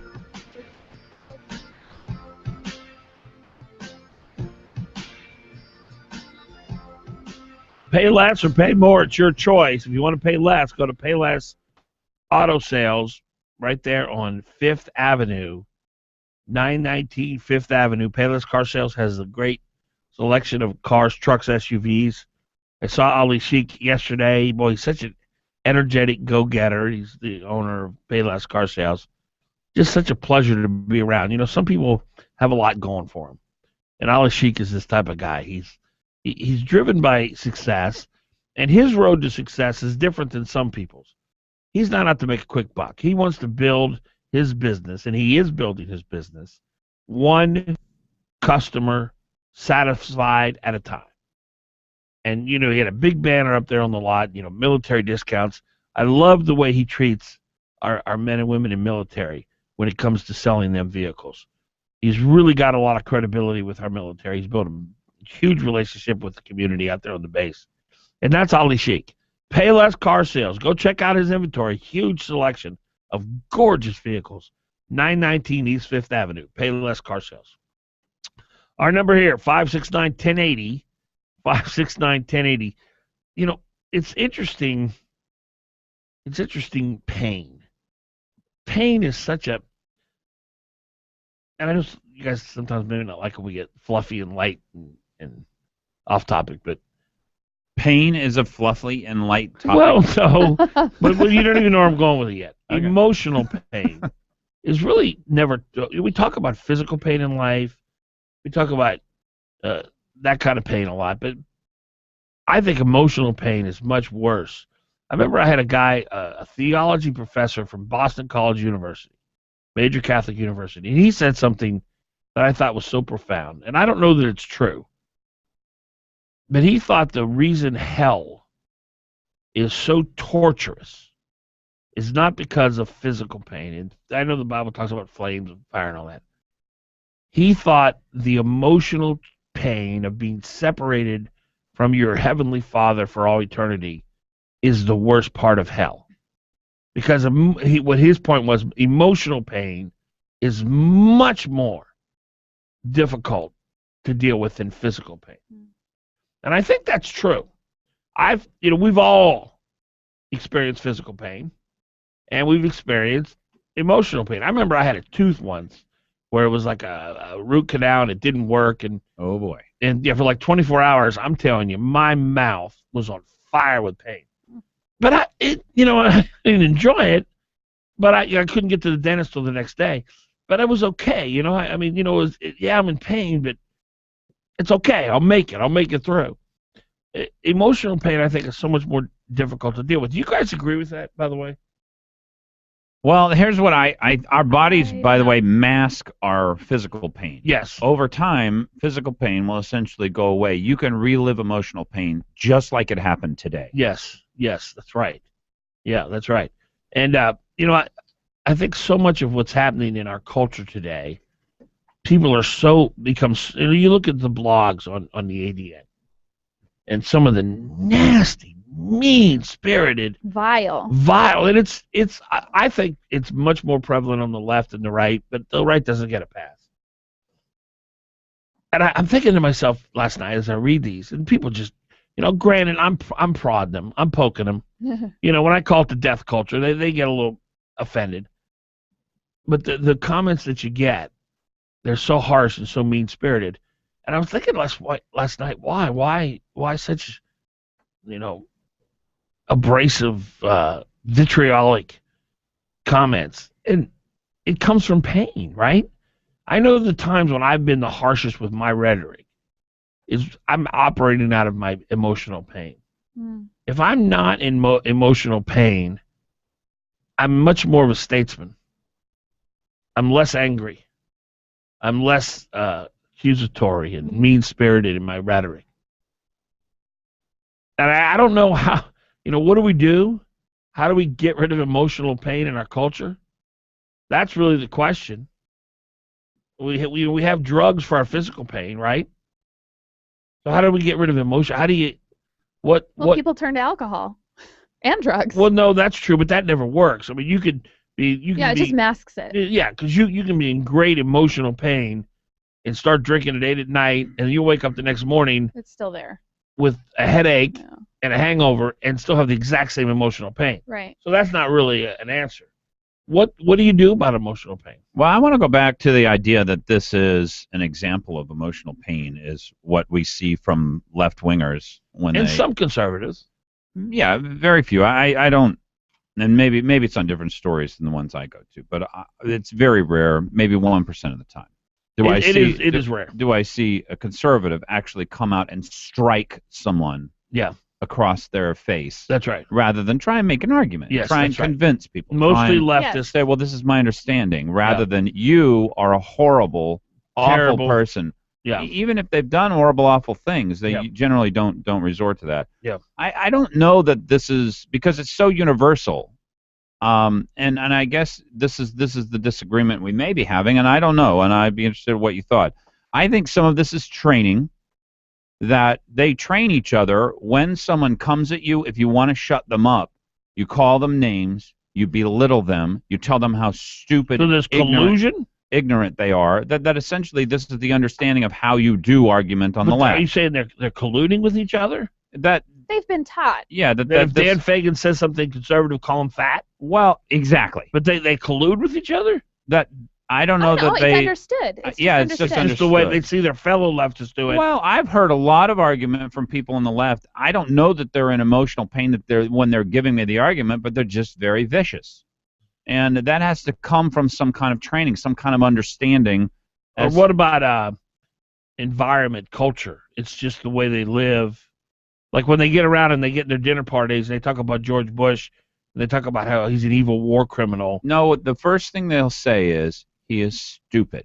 They call George right away. Bush. Yeah, okay, well, that's a bad example. Well, no. It's a good example because remember when Charlie Rose was talking with Bill Maher, the only time he got his back up, and Charlie Rose's back up, it seems very minimal, but was when he was claimed that you don't know something. Okay, and Charlie Rose would immediately come back. We played a clip earlier in the broadcast. Bill Maher laying out how evil Islam is, Charlie Rose defending it, even equating it with Christianity. He did that several times, and Bill Maher says he keeps bringing up facts, about Egypt. 82% of them want people stoned to death if they commit adultery. 82% of and your point is Charlie Rose got his... The only time that he reacted was not when he was wrong, was not when he believed something, but when he didn't know something. Yeah. When he could have been claimed as stupid, because being stupid is the worst possible thing you can be on the left. If you're stupid, you don't count. You shouldn't be included. Because the very premise of the left is they are intellectual superior to the rest of us. Totally superior. to everyone else, and because they're smarter, that means they're wiser, that means they're better, that means they're more good. Back to the vitriolic meanness they exhibit. Where does that come from? I think that they are looking for decent people to shrink back from their horrible actions. Yeah. So when they call you, if you say, I want smaller government, we should have less of a welfare state, you're a racist. Shut up, or I'll call you a racist. Yeah. Because your content is good, and they know it, and you have proof to back it up. Do they know it? I don't know. I mean, yeah, I think they do. I think that's why they come back so hateful. I don't think they do. Well, I will tell you this, that I have found it very rare that leftists want to get involved in a real argument. No, listen, they're afraid you might make a good point. I've had people do this debating. True. I've debated my friends who are leftists, and eventually I'd make so many good points that they would message me and say, let's take this to a private forum. I don't want to, it's because I was making valid points and they didn't want people to be convinced by them. Well, I've noticed in my own family that people will not have conversations with me who they know can defend themselves and who has really good statistics and a broad understanding of whatever the topic is, that they will not confront me with something that they may disagree with, but they'll confront other members of my family who they think they can best in an argument. 569-1080, 569-1080. Pete, you're on. Hey, good morning, guys. Morning. Just quick comment on why so much hate comes out of the left, or seemingly so much hate, and also why it's so hard to get conservatives to unite behind one candidate. I think it all comes back to mom, as Freud would say. We call it the nanny state for a reason. The left adopts this idea that the state knows what's best, and it's just like when you're a kid, you attack somebody's mom and you say that she's dumb or she has bad ideas or whatever. People will go ballistic on you. It doesn't matter whether you're right or not. It's all an emotional argument. And it's the same with the left. That they all unite behind one idea, and the idea is that government has the best plan, and government tells them how to think about things. And once they got that set in their mind, if you challenge that, even if you have a good argument, it doesn't matter, because that's what mom said, and we're going to unite behind it. And I think that's also why it's so hard for conservatives to unite behind a candidate, because we like to be independent thinkers, and we like to have our own idea. And so we're kind of rebellious in our thought patterns as far as uniting goes, because we're like, hey, don't tell me what to think about somebody. I have my own idea, and it's the best. And that's also why it doesn't make any sense to ever try to argue with a liberal, because you have your independent thoughts, and you went through a line of logic. You didn't adopt your family's idea. As far as reasoning goes, and just my quick thoughts of those here. That's good points, Pete. Thank you. That's good, Pete. Good points. All right, 729, Dan Fagan, Glen Biegel, Bonnie Cameron. Our number 569-1080, 569-1080. We'll be back.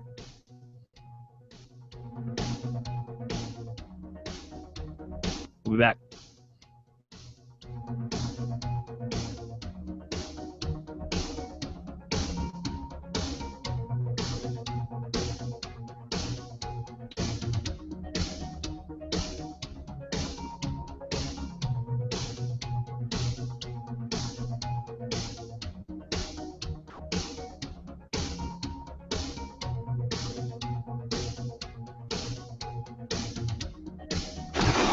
Fagan and Biegel. Weekday mornings from 6 to 9 a.m. on the Talk of the Valley, KVNT. Online at 1020K. On the job market, initial jobless claims unexpectedly rose by 11,000 last week to 315,000. The report follows last week's August jobs report, which was also weaker than expected. At 11 a.m. Eastern Time, the Dow's down 71 points. Shares of Lululemon are rallying after the company's second quarter results were better than expected. Lululemon also raised its full-year earnings guidance. The stock fell sharply sharply last year, following an embarrassing recall of yoga pants that were too see-through. Mortgage rates ticking higher this week, but are still near their lows for the year. Freddie Mac says the average rate for a 30-year loan edged up to just over 4.1%. The rate for a 15-year mortgage also rose slightly. And Yum Brands is boosting its dividend 11% to 41 cents a share. The owner of KFC and Pizza Hut says its substantial cash flow allows it to invest in growth. With the Fox Business Report, I'm Lauren Simonetti.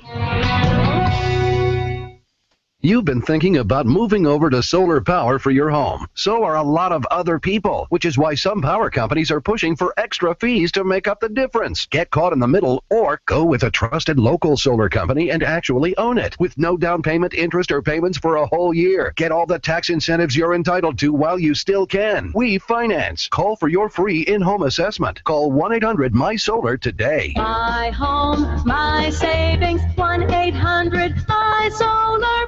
With KOAN News, I'm Chuck White. Police say a man died after his vehicle crashed through a fence at the Soldotna Airport early Tuesday. They say the man, who was alone in the vehicle, appears to have lost control on a stretch of Funny River Road near the airport and wound up crashing through the fence. Anchorage police are investigating a collision between a pickup truck and a motorized wheelchair at Maplewood Street and East Northern Lights Boulevard Wednesday afternoon. Local investigators say the woman who was using the wheelchair was taken to a hospital with non-life-threatening injuries. State police have ordered tests on human remains found on Chiak Island. The remains found Monday on the east side of the island were in poor condition.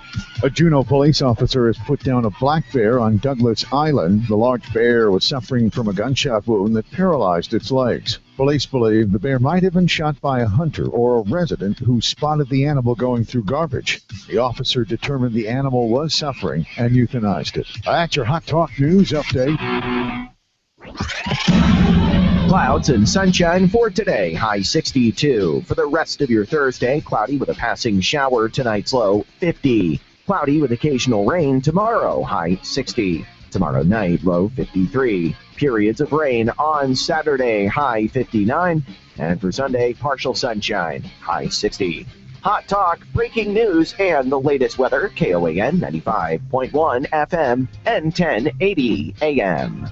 Hey, look, more fresh halibut arriving in the seafood departments at New Sagayan City Market. Fresh halibut and a great deal. You can buy the whole cleaned and headed halibut for just $11.99 a pound. Plus, the seafood ninjas with the flashing blades will cut them into steaks, fillets, or whatever, no charge. So take advantage of New Sagayan City Market's low price on whole fresh halibut and fill your freezer for the winter, just $11.99 a pound. Also in the seafood departments at New Sagayan City Market, another boatload of fresh silver salmon in the stores. Special, just $4.99 a pound for the whole fish. Good price. In the butcher shop at New Sagayan City Market, boneless, skinless chicken breasts are special, just $3.99 a pound. Great economical meals you can cook on the barbecue. Boneless, skinless chicken breasts, $3.99 a pound at New Sagayan City Market. Nothing like ripe, crisp apples for the fall season, and right now in the produce departments at New Sagayan City Market, it's fresh, honey crisp apples, so juicy you'll need a big napkin. Just $2.49 a pound, great for snacks, treats, or desserts. It's all at New Sagayan Midtown and City Market 13th and I. Did you know that one of the state's premier medical facilities is located right in the heart of South Anchorage? Thanks to the Alaska Neurology Center, there's no need to leave Alaska anymore when it comes to treating the nervous system. You'll receive the best care at the Alaska Neurology Center for epilepsy, cerebral palsy, brain injuries, Alzheimer's, Parkinson's, Huntington's disease, multiple sclerosis, speech disorders, and they offer pain management as well. And if you're having trouble sleeping at night, the Alaska Neurology Center has the best sleep disorder experts in the state. They also have the most sophisticated MRI imaging technology in Alaska. If you need relief from stress or from migraines, relax in their luxurious spa. At the Alaska Neurology Center, their massage therapists are amazing, and they offer hydrotherapy, infrared sauna, hot and cold therapy, and shiatsu massage. And their medical spa also offers facials and waxing. The Alaska Neurology Center, located on Diamond and Old Seward. What if buying your next car could actually be enjoyable? At Payless Car Sales, we believe it should be. If you're in the market for your next car, come by and meet our knowledgeable staff and explore our selection of quality vehicles. We offer military discounts, and we give all of our customers Carfax history reports. We can also provide warranties and handle all of your lending needs. Just like driving your car should be enjoyable, so should buying it. Visit us downtown at 919 East 5th Avenue or on our website at paylesssales.com. Payless Car Sales, where Alaskans drive. You're on with Fagan and Biegel in the morning. Give him a call. The AM 92.5 FM. You're on with Fagan and Biegel in the morning on the Talk of the Valley, KVNT 92.5 FM, 1020 AM.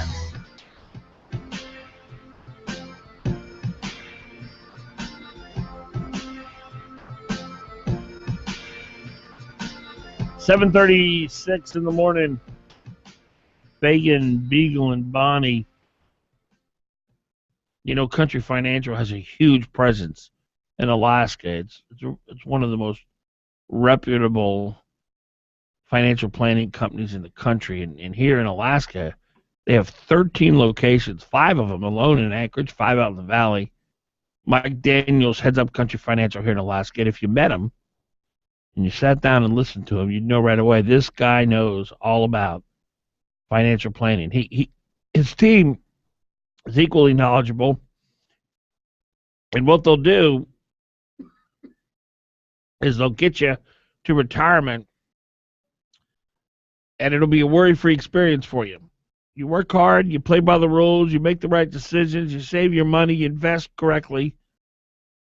You do everything you can in your power, but so few of us actually reach out to the experts who know how to plan for retirement. And that's Country Financial. The money that he will end up making you, Mike Daniels and his team, through the years, you can't even quantify it. Country Financial, the number is 866-COUNTRY, 866-COUNTRY. Country is spelled COUNTRY. I told my mother yesterday, she was so excited. I said, Mom, I cough, which I had for quite a while. It's completely gone. I haven't had it in 2-3 weeks. And here I am coughing again. It's that time of year. Is it? I think it's an isolated incident. I think something went down the wrong pipe. Oh, okay. I think I'm getting something. So. Are you? Aha. We need to have a longer table in here, Dan. Put her way over there. Would you mind wearing a mask? Sure. Okay. Oh, you would mind? You know, I think I even have a mask. You know, with the kind of That's a good put idea. over your mouth if you're you have germs, right? Yeah. Remember when Mount Spur blew? Were you here for that? When no, was you it? probably weren't. When Because I was wa- like 15. When was it? That was like 21 years ago. And everybody was walking around with those masks on. That was a mess. It was. It was What a crazy. miserable. I mean, everything, middle of the summer, everything got dark. I That went was to- crazy. I've been to Beijing, China, where a lot of people wear masks. And then we went to Xi'an, China, which is spelled Xian. 100% of the people outside had masks because the coal. It was winter, December, and the coal was so bad there. They burn coal. That's all they do. I mean, you couldn't see across the street. So it wasn't clean coal. No, and you know they don't care about the environment in China. Right. But now I'm told, this is back in the mid-90s, I'm told it's much better now in Xi'an. You still see a lot of Asians walking around with Yeah, those well, masks probably over there. they're probably from China. Yeah, Right. Although, and I've been back to Beijing, and it was not nearly as bad as it was the first time I was there. Los Angeles, I remember. I've been going to Los Angeles 'cause my best buddy there lives there, and I go to Los Angeles usually once a year. And I remember back when I first started going in the early '80s, it was terrible. Mm-hmm. And now it's really not that bad at all. And a lot of that's mostly because of cleaner burning automobiles. Now, you said in history back at the beginning of the program, the left is always on the wrong side of history. 100% of the time. All right. Now, see, I think there's 2 instances, one of which I know we disagree on, unions. Yeah. Where I don't think they were wrong. And the second one is the environmental movement that I don't think they were wrong on either. I don't think the environmental movement's about protecting the environment, Glenn. Well, it isn't now, but it was back then. I mean, you see the improvement in what's gone on down in L.A. I mean, I really think that... But that was the automobile industry that did that. That was the automobile industry at the end of a gun. No, not really. Yeah. No, not really at all. And if there's a book on this, and I don't remember the name of it, but it documents the major changes. And you say at the end of a gun, it may be because they thought the government would pass some legislation. But these are all the vast majority of improvements that the automobile industry has made in regards to emitting fewer emissions have come at the spurring of the industry itself, not in compliance with new laws and regs. Now, it could be, you're right, in that, well, if we don't change, they're going to pass a law. So that may be a factor. But the vast majority of it, and frankly, most of it happened under George Bush. Oh, I'm thinking back in the 70s. I'm thinking back in the 60s, 70s, because that's when we really had, the acid rain issues were coming up. We were trying to essentially emit fewer sulfides into the atmosphere, clean up coal, so that we came up with a lot of technologies to address all kinds of pollution. If you were to look at the automobile burning emissions, carbon emissions, the dramatic change and improvement came under George Bush in the 90s. We used to have these catalytic converters and carburetors. I remember my first car was an Omega, Chevy Omega. This was, what would this be, like 1979. And my friend Steve Muller, it was a 2-carburetor, but he figured out how to make it where it was 4 carbs. And I would gun that thing, and my head would go in the back seat, and half of my gas tank would empty out. But he made that thing so fast. This thing was a polluting machine. Yes. You couldn't get this thing on the road Well, today. and we were totally non-competitive. I'm sure there were competitive forces in that as well, because you had Japan that was making much lighter cars, got way better gas mileage, and we were way behind. But I don't credit the environmental movement for that. Okay, all right. The automobile industry, that's not reality. Because the automobile industry self-imposed the vast majority of the technology on its own product as a result of its own initiative. Now, because their customers wanted it? No, they just did it. It could be I think your first statement could have been accurate, that it was at the point of a gun because they thought Congress would come after them if they didn't. But it is not in response to regulation. Now, I'm sure under Obama that may have changed. Yeah. But under the Bush administration, the automobile industry totally revamped its fleet and in ways of making it much more cleaner burning. And I think probably, Glenn, the most of it was because they had new technology. Oh, yeah. That allowed them to do it. But this idea that some greeny tree hugger had anything to do with any of that, it was technology.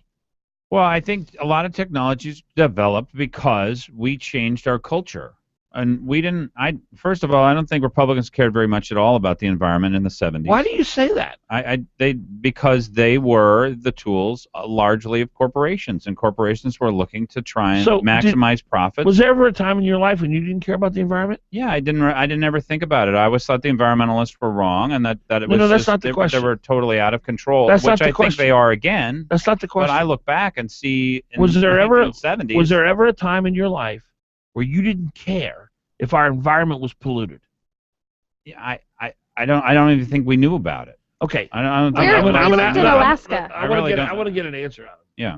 Was there ever a time in your life where if you said, they're going to do this and that's going to result in making the air dirtier, was there ever a time in your life where you said, oh, I don't care? No, I wouldn't have cared about it at all. Wow. I have to agree. Yeah. What? It wasn't part of my. It wasn't. So you didn't part care if the air got dirtier and you breathed in particles that would shorten your life? We never experienced We never even thought of it here in all. But you're not understanding my question. We are from Alaska. You're from not somewhere else. Understanding my question. Okay. If you knew. Oh, if I knew. So now I've got to go back and change what I knew at the time. No, it you're never not even occurred to me. Understanding my question. You made it sound like conservatives don't care about the environment. I think they cared more about business than the environment. I think environmental policy was not part of their culture. 744. Business and the environment. I think environmental policy was not part of their culture. 744.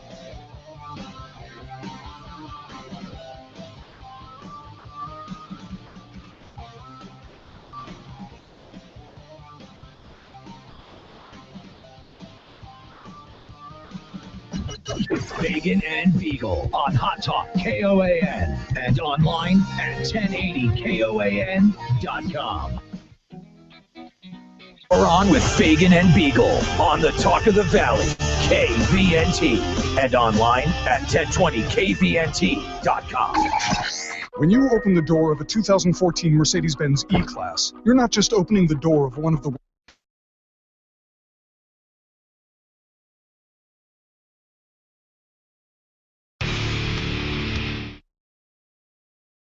all of their loyal customers, Sicily's is having a 20th anniversary sale. Any pizza, any size for just 20 cents. Now that's an offer that you really can sink your teeth into. Call 333-8000 and order the Sicily's 20th anniversary special. Buy any pizza, any size, and get a second pizza for only 20 cents. Order online at sicilyspizza.com. Offer valid for pickup and carry out only. Best ingredients, best pizza, Sicily's. Just call Sicily's Pizza. 333-8000. Trail Boss Solutions is an Alaskan-owned, nationally recognized top 500 construction and remodel firm. From our handyman services to our award-winning kitchen design and remodel, Trail Boss Solutions is fully licensed, bonded, and insured, and has the experienced professionals to take your project from initial design through completion on time and on budget. Please visit us on the web at trailboss-solutions.com or contact Trail Boss Solutions direct at 646-1403. Do you own your own business? Are you thinking about starting one? Are you an employee who wants to get the job done the right way and move up the corporate ladder? Well, this is the show for you. Innovation, technology, and professional business advice you can use. Listen to Getting Down to Business with David Weatherholt on Hot Talk KOAN 95.5 FM and 1080 AM every Saturday from 8 a.m. to 10 a.m. Your small business resource with advice you can use. Hot Talk KOAN, man. You're on with Fagan and Biegel. 1080KOAN.com. Fagan and Biegel. Weekday mornings from 6 to 9 a.m. on the Talk of the Valley. KVNT.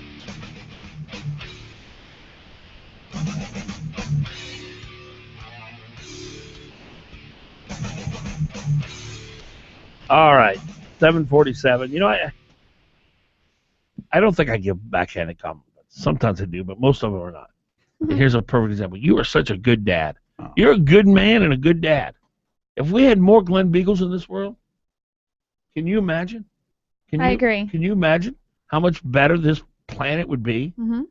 if we had fathers and husbands the caliber of Glen Biegel? And that's probably a big part due to his wife, too. Well, yeah, but that speaks to him. I do think because that women... he chose his wife. Yes, but women, once they let their husbands lead, make them better men.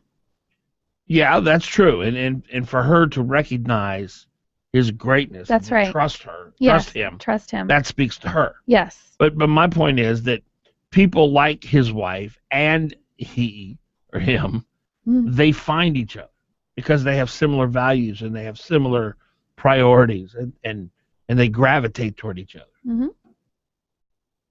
Right? I think anybody could have what you have and what I have.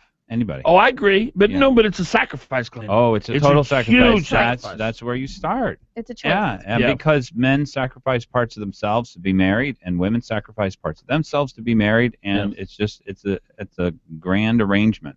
But it truly is. It's very blessed. He who finds a good wife finds a good thing. Yeah, but it's a decision to be made, and it definitely. See, I think there are two parts of it: humility and roles.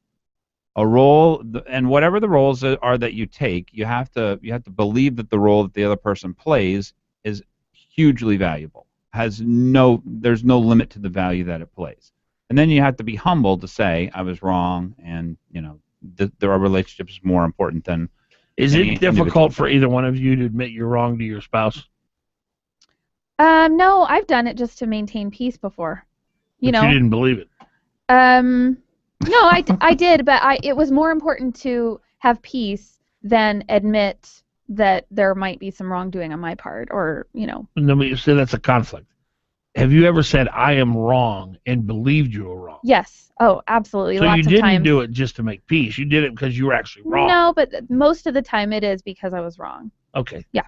And it's always hard to admit you're wrong. What are you kidding me? We are people filled with inconsistencies and pride, and it's always hard to admit you're wrong, and you have to do it pretty regularly. It's funny because I have very few positive attributes, but I think that's one of my things that I'm pretty good at. I can forgive pretty easily, and I don't think it's hard for me to admit I'm wrong, and it's probably because I'm wrong so much that it's just kind of well, I've done this before, Mm-hmm. I don't think it's hard for me to admit I'm wrong. Okay. Do you disagree?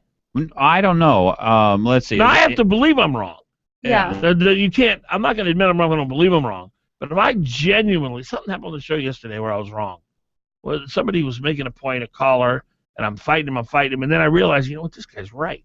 And I said, it was about the libertarian running for governor and then dropping out right at the end when they couldn't change the name. Yes, and I'm arguing with the guy, and then it dawns on me, I was, he's dead on. And so I'm pretty good about that. Once my brain clicks and says, Dan, you're wrong on this, I jump right on it because it's so important to me to be right. Yeah. And if it's obvious to me, you will never find me arguing a position that I believe in my head is wrong, just for argument's sake. Because you are all about truth. And I am all about truth. I just want, whatever's true, I want to be representing that. Even if it's your truth. You say, well, truth is truth. Okay, no, I qualify that. What I believe to be true. Oh. But you don't have a relationship with that guy. You don't, do you? No. Okay. All right. So you don't have a relationship with that guy. Look, inside of a relationship, when you have, you set up your boundaries, you got all, I'm pretty good about that. It's always hard to say you were wrong. It's not for me in relationships. A guy I used to work for, he's a pastor, and he said, after 25 years, I finally realized that when I'm wrong, and when I'm right, I'm wrong. And he said that was the most important thing he learned, and I don't know. Yeah. I think women have a bigger role in that too. I wish women would let their husbands lead more. Well, I find it difficult to understand other people's relationships if they disagree regularly. Mm-hmm. That you disagree on what they believe. Disagree on what we're going to have for dinner. We disagree on who should have the car, and we disagree on who should have filled this you and your wife or never take disagree? out the trash. Well, you just have to minimize them. Mm-hmm. And that's why roles I think are so important. That before we had traditional roles or whatever, and people understood them and they could respect the other person's role. Now people are like, look, we're going to do 50-50 in this account, right? In our checking account, and we're going to do 50-50 for who takes out the trash and who does. That is building in conflict because what's 50-50? It doesn't exist. There's no such thing. There's no way to have balance, absolute 50-50 every time. So you see these people, they're designing their relationships for conflict. Yeah. Total mistake. So what's the alternative? The alternative is to have roles.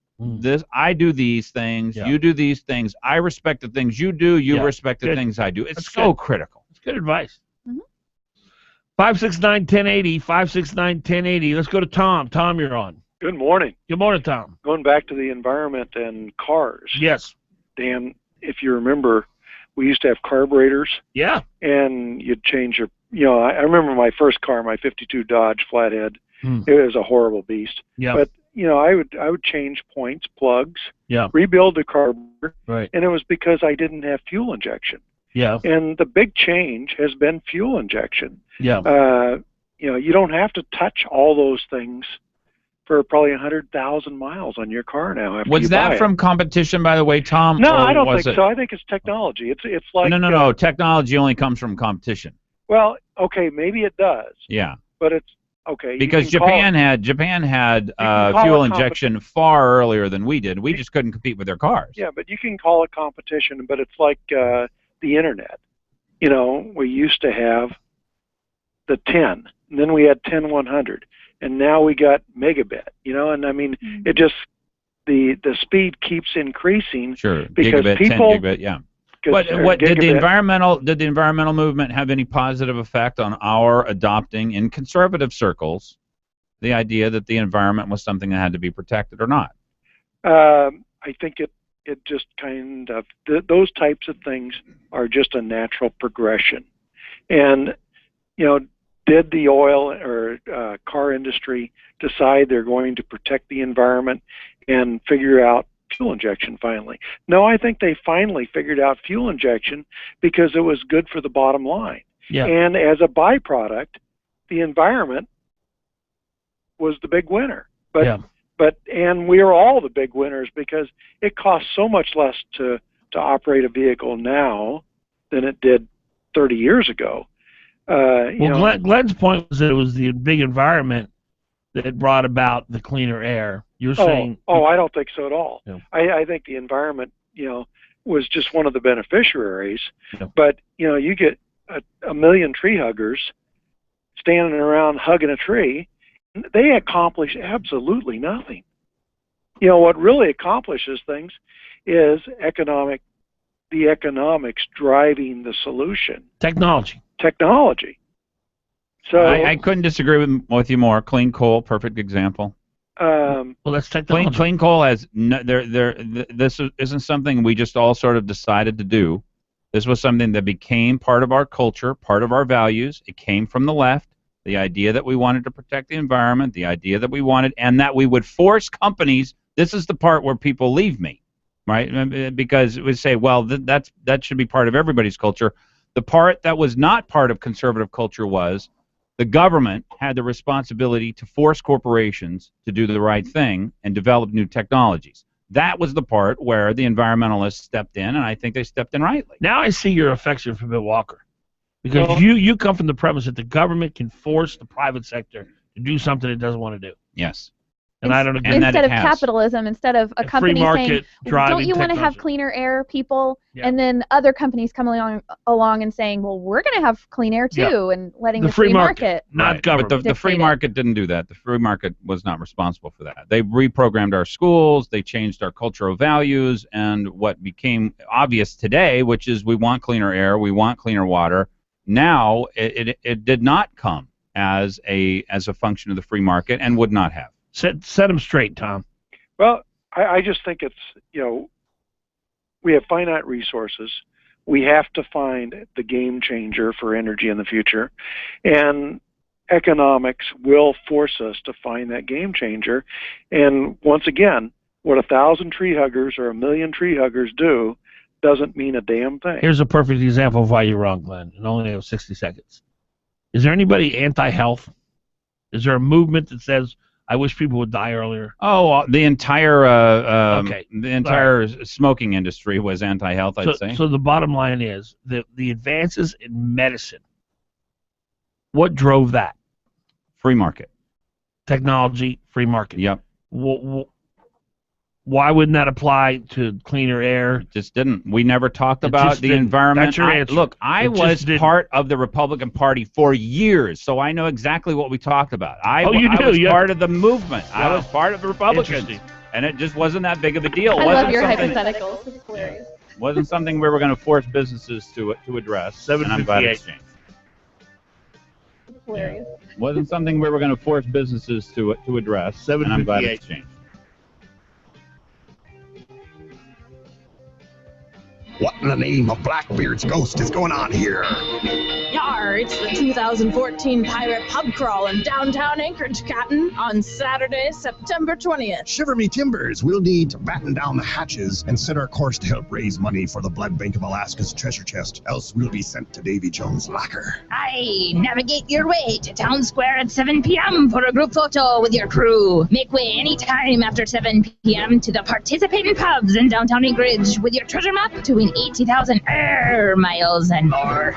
When it is out, jive ho to AnchorageDowntown.org for more details and discounts on hotel stay, costumes, and parking at Easy Park lots for the night. Yo ho, me hearties. We best be seeing your scallywags at the Pirate Pub Crawl on September 20th. Brought to you by the Anchorage Downtown Pirate Ship, K&H Graphics, the Blood Bank of Alaska, the Odom Corporation, Dooley's Tuxedos and Rentals, and Alaska Integrated Media. Not just talk. Hot talk. KOAN Anchorage. 95.1 FM. 1080 AM. Fox News Radio, I'm Lisa Brady. Will the president's plan to destroy ISIS be enough? And should he have asked Congress first? His new strategy being dissected. Fox News Radio's Jared Halpern live on Capitol Hill. The top national security officials are briefing lawmakers on the strategy to defeat ISIS, including expanding airstrikes into Syria. House Democratic leader Nancy Pelosi says right now such action would not need the okay of Congress. Hopefully we don't have to go beyond what the president is doing now. We won't need that vote. But we stand ready to have that discussion. Armed Services Committee Chairman, Republican Buck McKeon adds. One of the things that probably would necessitate a vote is how serious the bombing is that he embarks on. But divides fall along philosophical lines. There are critics from both parties who argue President Obama should get approval before ordering airstrikes in Syria. Lisa. Well, Jared, 2 European allies have already announced what they won't do, at least for now. Fox News Radio's Simon Owen live in London. Lisa, the British Foreign Secretary insisting Britain will not be taking part in any airstrikes in Syria. Although the official line from the Prime Minister's office here is that nothing has been ruled out yet.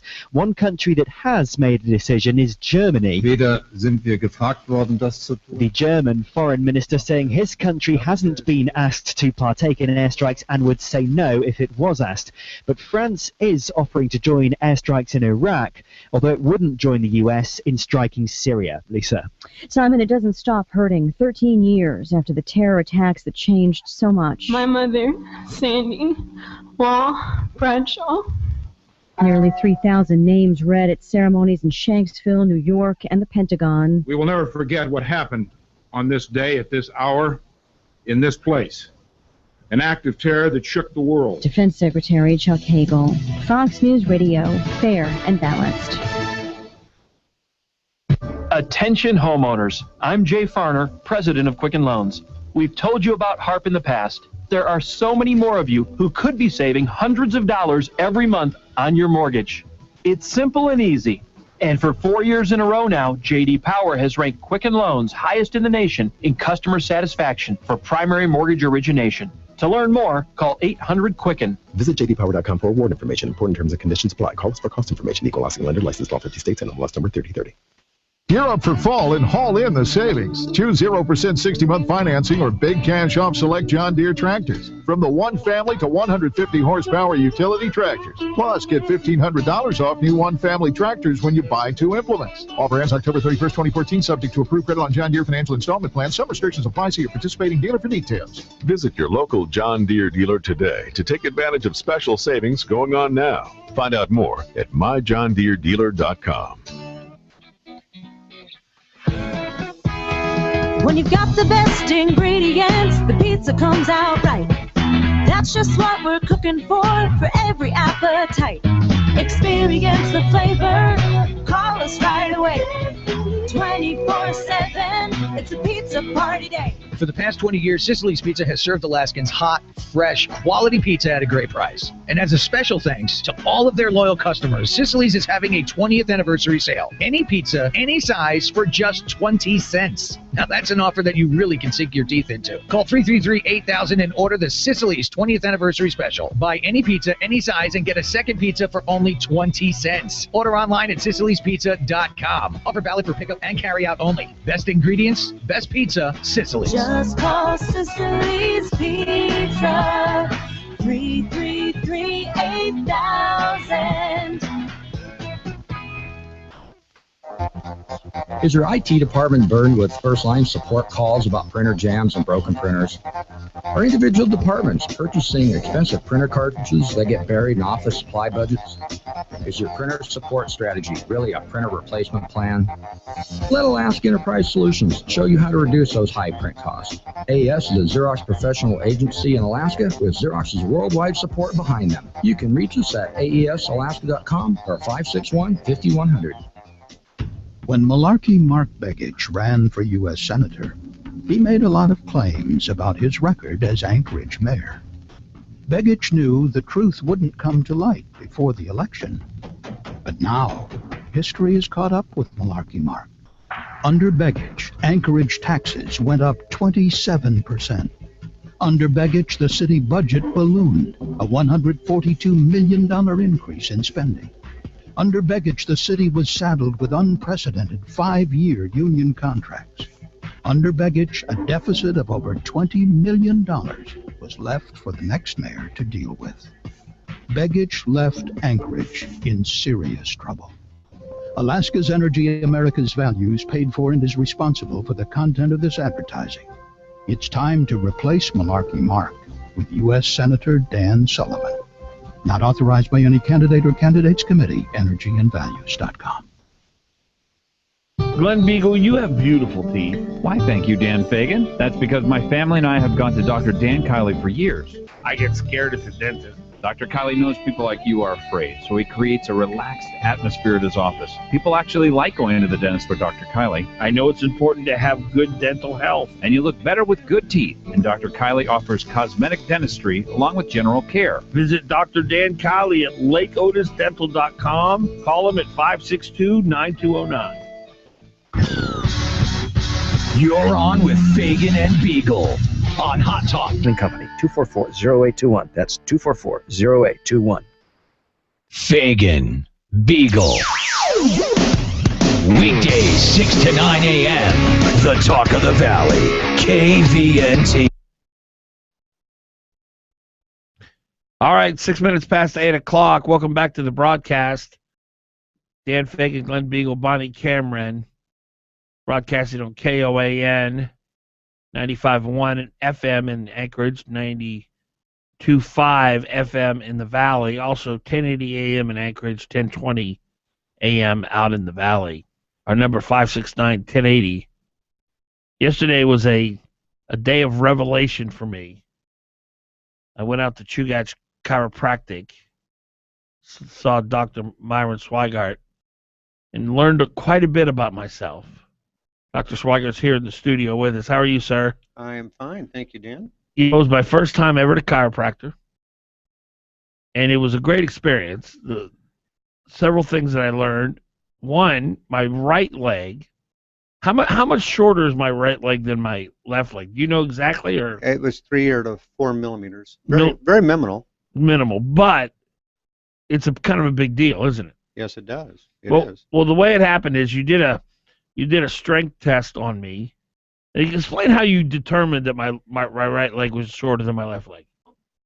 Well, some of Dan's original symptoms, at first he said he didn't really have any musculoskeletal concerns, and was just kind of more curious than anything. So in questioning him in the initial consultation, he stated that his right leg was never really felt quite right, that it was always a little tight. It wasn't limber much, like my left leg is. Yeah, it was like you have tight muscles throughout the hamstrings and the entire leg. And then you noted that you maybe you do stand off to your side a little bit more. Yeah. And also you've had a kind of a unusual little knee click from time to time. Yes. So those are all indications that perhaps it's been more used or overused in the opposite side.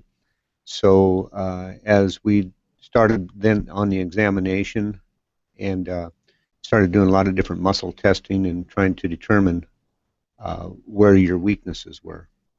And so the technique that I use is called applied kinesiology or muscle testing.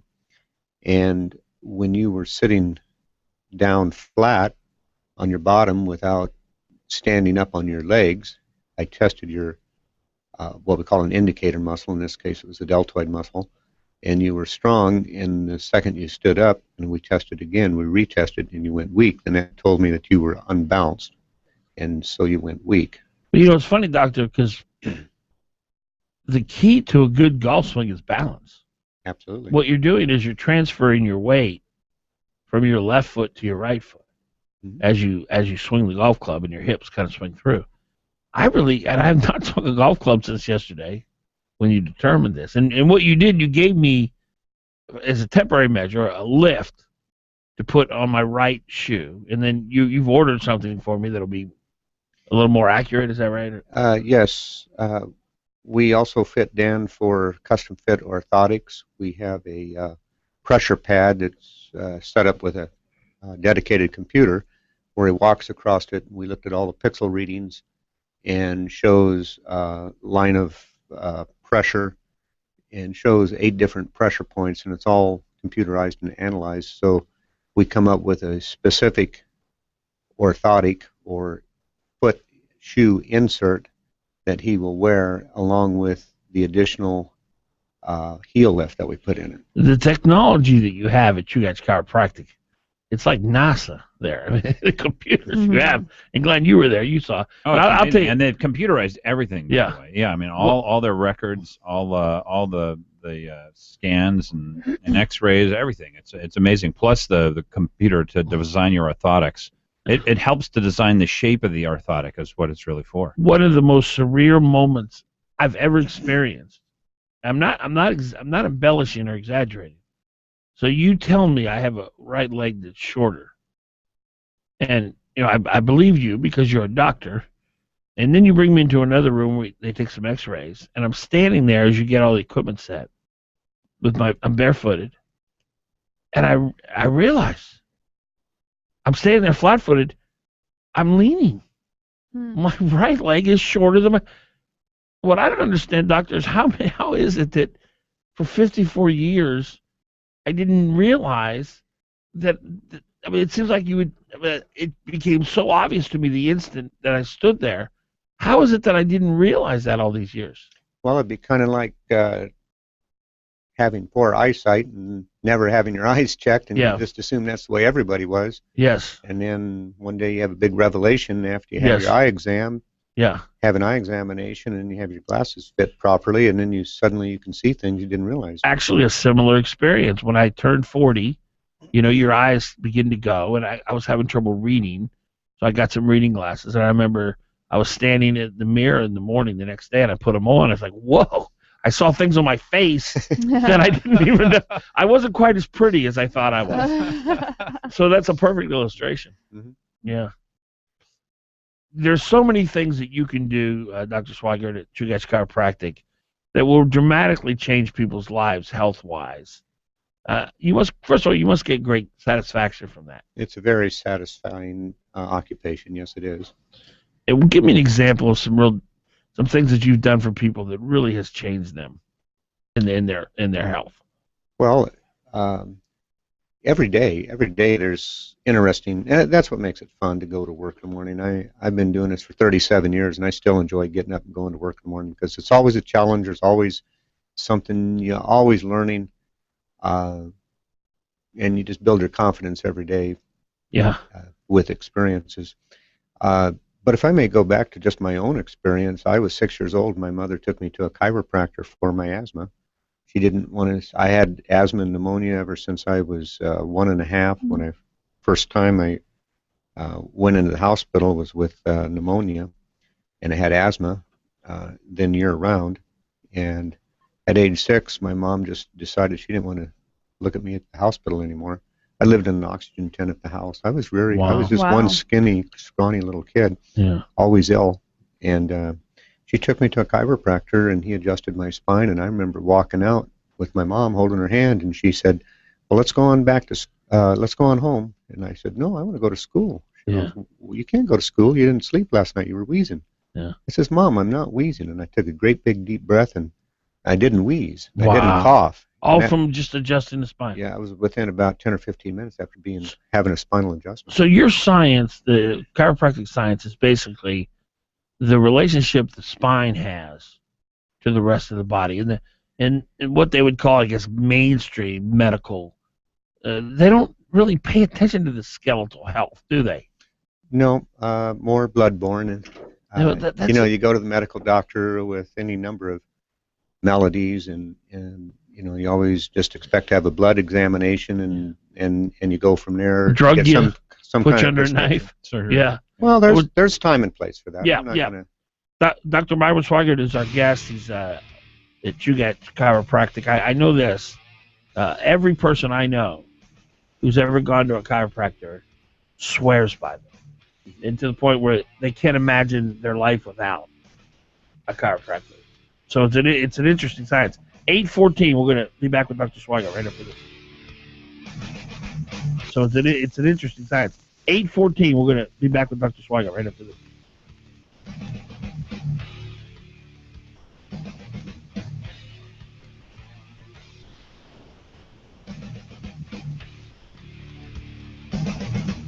Don't just sit there.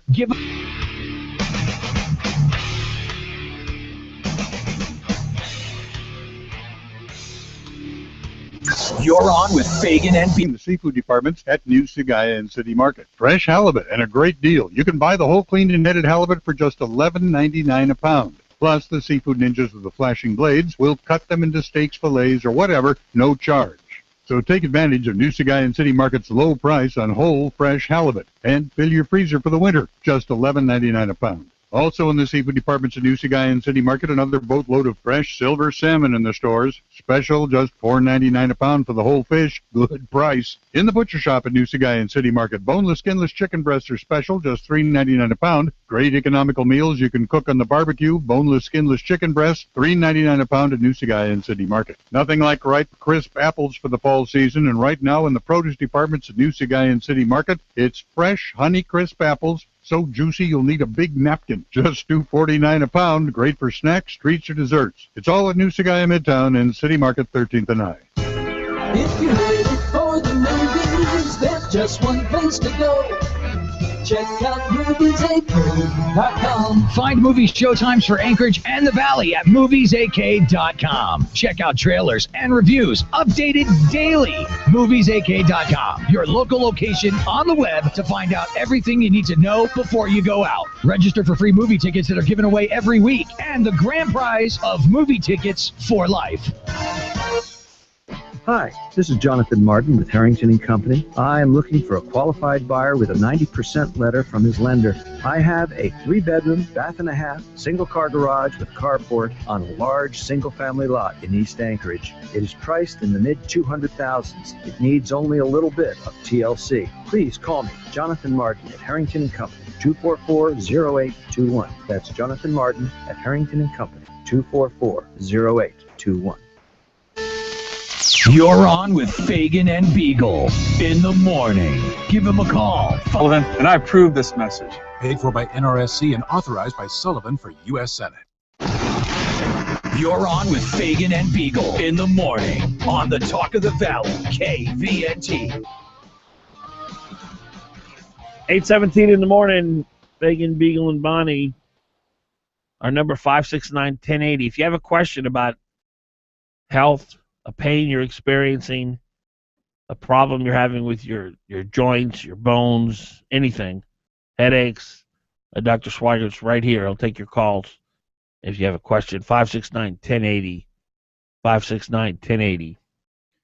You've helped me with so many different things, from restless leg syndrome. I actually had a problem with one of my toenails that you helped to diagnose and help toenails. Yeah, you know how I had injured one of my toenails with an ice chipper. It was just like the worst, that sounds awful. Horrible story when I was 15 years old. Yeah.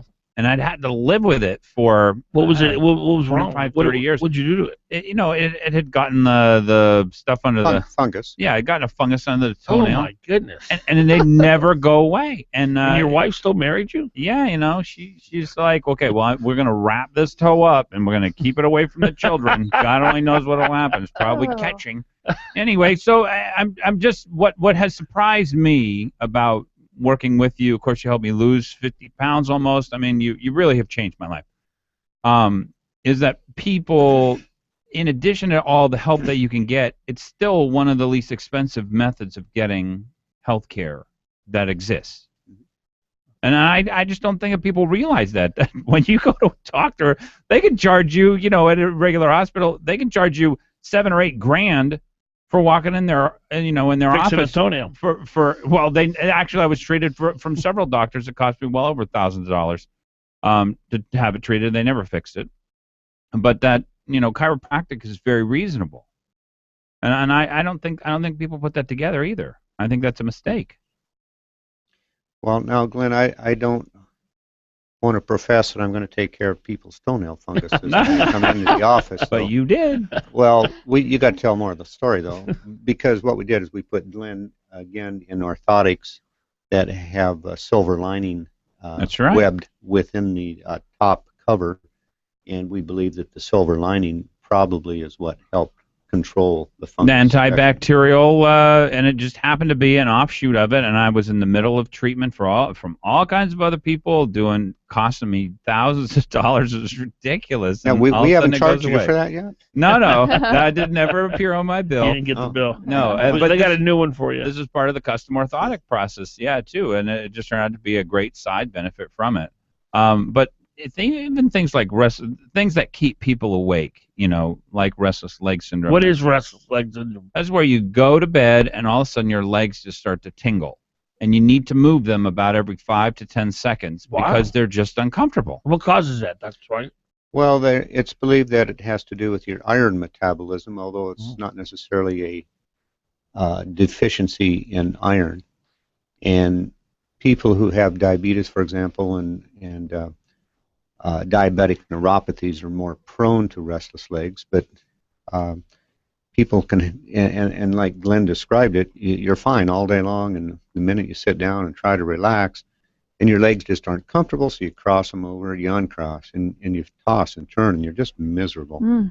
Just miserable. Can you explain to me, because we did find out that I do have this thing called DISH, but when you're going through my skeletal charts, X-rays, I'm in good shape except for this one DISH thing, right? Yes. And I have never seen an X-ray of myself. And by the way, I loved it because I was very skinny in these X-rays. Yes, we couldn't see nothing but bones. That's right, and I'd like to get there, but we're working on it. Yes, you are. But could you explain to me and to our listeners the relationship between your skeleton and something as little as a headache or your immune system or your arthritis? How does the skeleton play? Well, the brain and spinal cord, of course, is your what's called your central nervous system, and then when the nerves break off from that and come out, it's called peripheral nervous system. Once the nerves exit the spine and go out to the arms and legs, but all organs, every tissue, every cell within your body has a neurological input to it. And when you have what chiropractors call subluxations, spinal subluxations, misalignments of the spine, it irritates, although it might not necessarily be painful that you're aware of, but you can have nerve pressure on these different nerves that go to the different organs. I've got to interrupt you. I have had, when I sleep on my right side, sometimes, many times, there's a pain right around my kidney area. I'm assuming kidney. I don't even know where my kidney is. It's just on my right side. And when it happens, I'll flip to my left side. No big deal. I didn't have that last night. Good. Is that a direct result of you readjusting me? Very possibly. It's not unusual. You were asking me what are some of the unusual cases. Yeah. I hear these kind of stories every day. I really do. Yeah. People come in and they start telling me about things they didn't realize were bothering them. Yeah. And then they go, I'm walking better, I'm sleeping better, I just feel better, I have more energy. Like, what did you do? Yeah. What's going on? Yeah. So that's not unusual to hear that. Now, Bonnie, you have what? Degenerative joint disease. And that is what? Go ahead. And you are what, 37? 36. 36. That is pretty well self-defining. It is the joints in your musculoskeletal system, could be anywhere from your fingers to your shoulders, through your entire spine. Any joint is susceptible, but it's wear, tear, and degeneration, and in your case, what at a pretty early age. What causes the degeneration? Primarily susceptible due to hereditary conditions. I'm assuming in Bonnie's case, I don't really know. My mom has osteoporosis. So it's nothing. Well, that's a little different again. Oh. So it's not related to diet or trauma? Or... Well, yeah, trauma. If you smashed a hand in a window, for example, and you really damage the joints, and then say that's the right hand, and that's going to deteriorate and wear down faster than the other side because it's been damaged. That's the beginning of osteoarthritis. So all those hurdles I jumped in high school were not good for my hips. Now I'm hearing more of the true story. So maybe we can't blame your mom and dad for this. Okay, so you have to be gentle on your body, or this could. Yeah, I don't like watching football and hockey. It's because of what it does in the skeletal system. Yes. And I played football, and I remember there was one time it was practice, and it was the beginning of practice, and we were kind of hitting each other, and it's one thing to get hit when you're braced for it, you know what's coming, but a guy was over here, big lineman, just cold, blindsided me, and I to this day still remember how much that jolted me. And you still haven't forgiven him either, have you? I have not. Now you say I have dish. Yes. And you determined this based on the X-rays. Yeah. And dish is what? Well, DISH, all capital letters, is an acronym for diffuse idiopathic spinal hyperexostosis. It took me a long time to say all those big words. Quite a mouthful. But it occurs in the 50s and 60s, more commonly in males, and it starts in the cervical or the neck area and the thoracic area, your rib vertebrae, and it's bridging of the ligaments across, filling up with calcium on the spine. Is it that I drank too much milk? Oh no. No. No. There's nothing you can do to. No, nothing you could have done to prevent it. Okay. I tell people every day, it just kind of comes with gray hair and wrinkles. There's things you can't help, it just happens. And there's nothing you can do to prevent it or to decelerate its growth? No. And what's the just try to stay flexible. You playing golf and good massage and come in for adjustments from time to time. Did he just recommend that you go play more golf? This is going to be your favorite person ever. He may marry you. I mean, maybe that'll be paid for by insurance. What will this do to me as I grow older? As you grow older, you just get a little more stiffer and a little tougher time rolling out of bed, and I already have that pretty significantly. Just will probably get worse. My dad was not very flexible. Could have got it from him. You never know. Yeah. If it was hereditary. What would be the number one thing you would say to people to maintain their health, in relation to their skeleton? To do your stretches and exercises and be flexible, and be conscious of your diet. And that does what? The little stretching does what? Well, it moves the joints through their full range of motion. Okay. If you're sedentary, you're not going to be moving those joints. Yeah. You just need to push them, not necessarily to a painful point, but start at a young age and do stretches on a daily basis to keep limber, keep the muscle stretched out, keep the joints mobile. You mentioned diet. Yes. What do you recommend in that area? Well, stay away from the sugars and the flours and all the things that we know are not good for us. Right. Stay away from your soda pops that have a lot of artificial flavors and so on. What about artificial sweeteners? Glenn drinks about 17 gallons of artificial sweetener beverage every day. Oh, we'll have to talk to him about that, won't we? This is just water bad? Here. What's better, to drink a Coke with sugar or a Diet Coke? Neither. Yeah. What's wrong with artificial sweeteners? Aspartame. It has very dire side effects for a lot of folks. A lot of times they don't realize it till later on. Like what? Is it joint related by any chance? Yeah, it could probably affect the joints.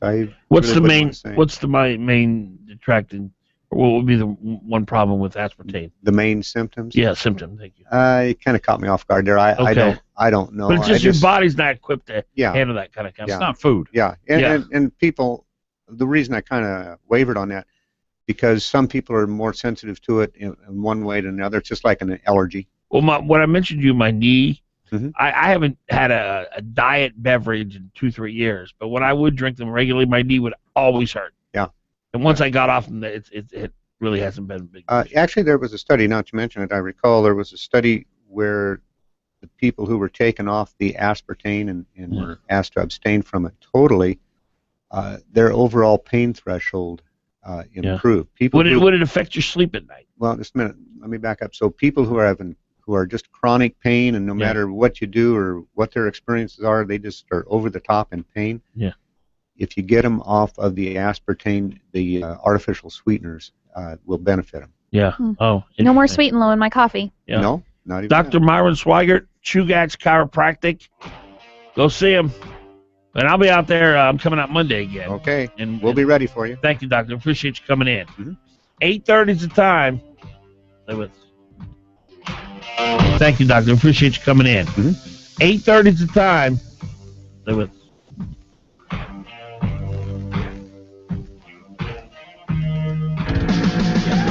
You're on with Fagan.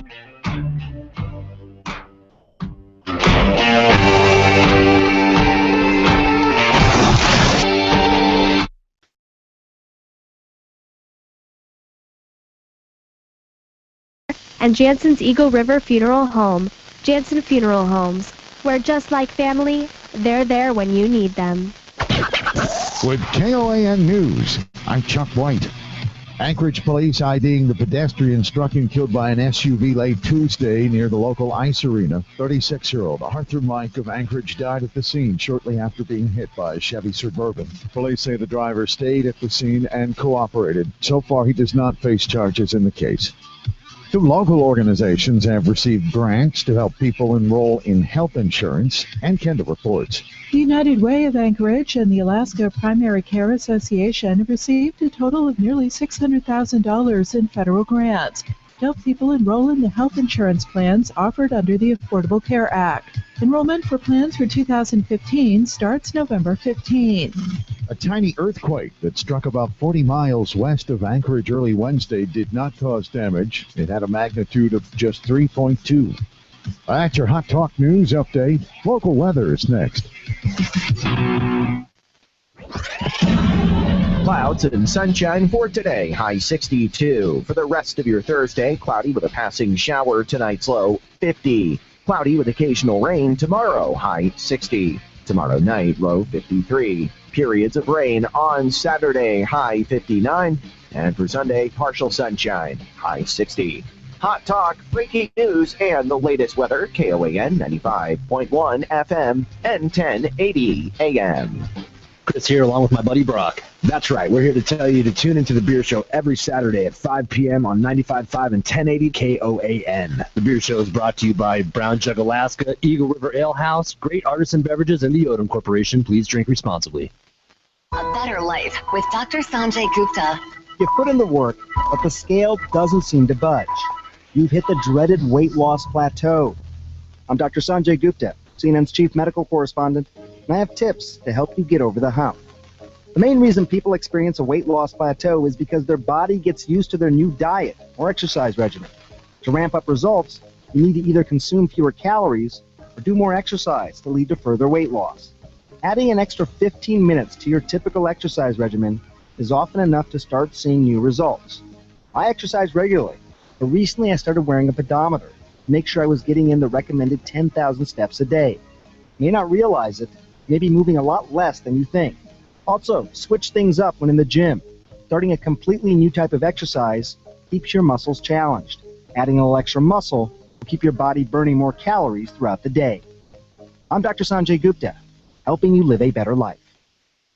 You're the type who likes to seize the day, all 30 of them, during Member September. All month long, almost anything you get at Rite Aid gets you 3 times the Wellness Plus points, which gets you to gold and 20% off almost everything in the store 3 times faster. Yep, the best program in the business is now even better, by 3, but only during Member September and only at Rite Aid.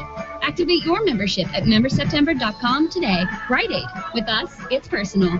Limitations apply. Prescriptions ineligible for triple points. See store for details. Do you have unfiled tax returns or owe the IRS or state more than $10,000? If you don't take action now, your tax problem is only going to get worse. Seizure of property, bank levies, wage garnishments, and potential criminal prosecution. Call the experts at U.S. Tax Shield for help at 1-800-334-5070. Our tax advisors will review your case for free, inform you of your rights, and give you a guaranteed quote. And we have an A+ rating with the BBB, so get protected. Call U.S. Tax Shield now at 1-800-334-5070. Did you know that one of the state's premier medical facilities is located right in the heart of South Anchorage?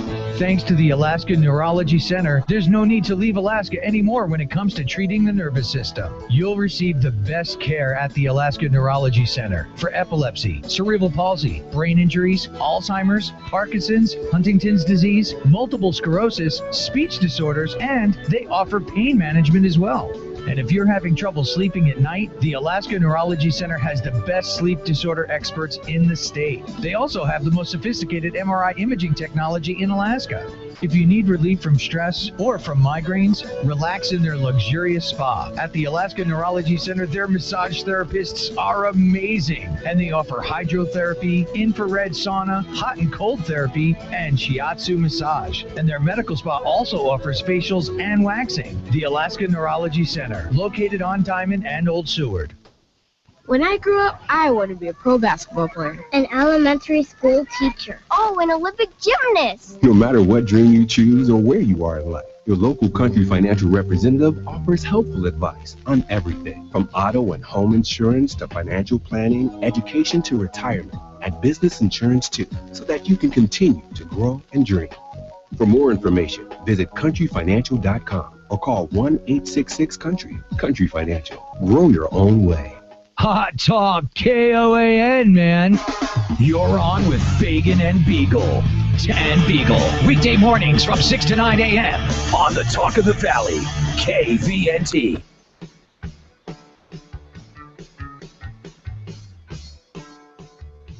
All right, welcome back. 8:35. Fagan, Biegel, and Bonnie. KOAN, KVNT. Our number 569-1080. 569-1080. You need a new vehicle. You know the winter, it's right around the corner. Go see Ali Sheik. Pay less car sales. He'll put you in a car, truck, SUV that not only is beautiful, something you'll be proud of, but will be reliable during the winter. Nothing worse.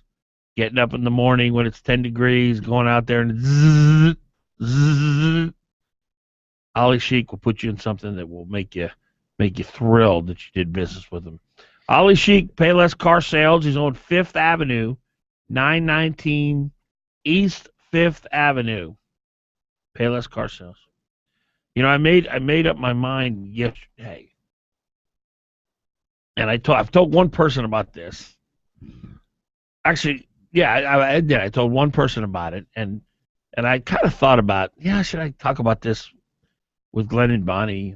How big of an announcement is this? Oh, it's just the three of us here. It's life-changing. It's life-changing. All right, well, I'm sitting down, and then I'm not driving. And I thought about it.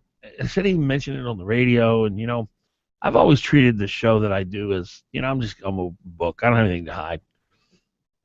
And, to my detriment, I probably sometimes say too much, but never. I don't think so. I have so struggled with my weight, especially recently, and I don't know if it's because I'm under more stress now, or it's just tough on me. It's just so hard, and I'm clearly addicted to food. There's just the way I deal with emotional pain is food. Fortunately, it's not crack or pornography or drugs or alcohol. It's food. And I eat for comfort. And I understand what I'm doing. I see what I'm doing. I see the problem. And I've decided to do something very drastic about it.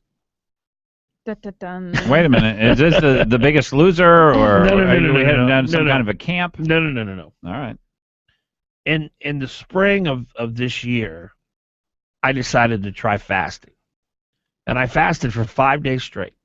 No food at all? Nothing but water. Wow. My first day, I was pretty hungry. Second day, I was very hungry.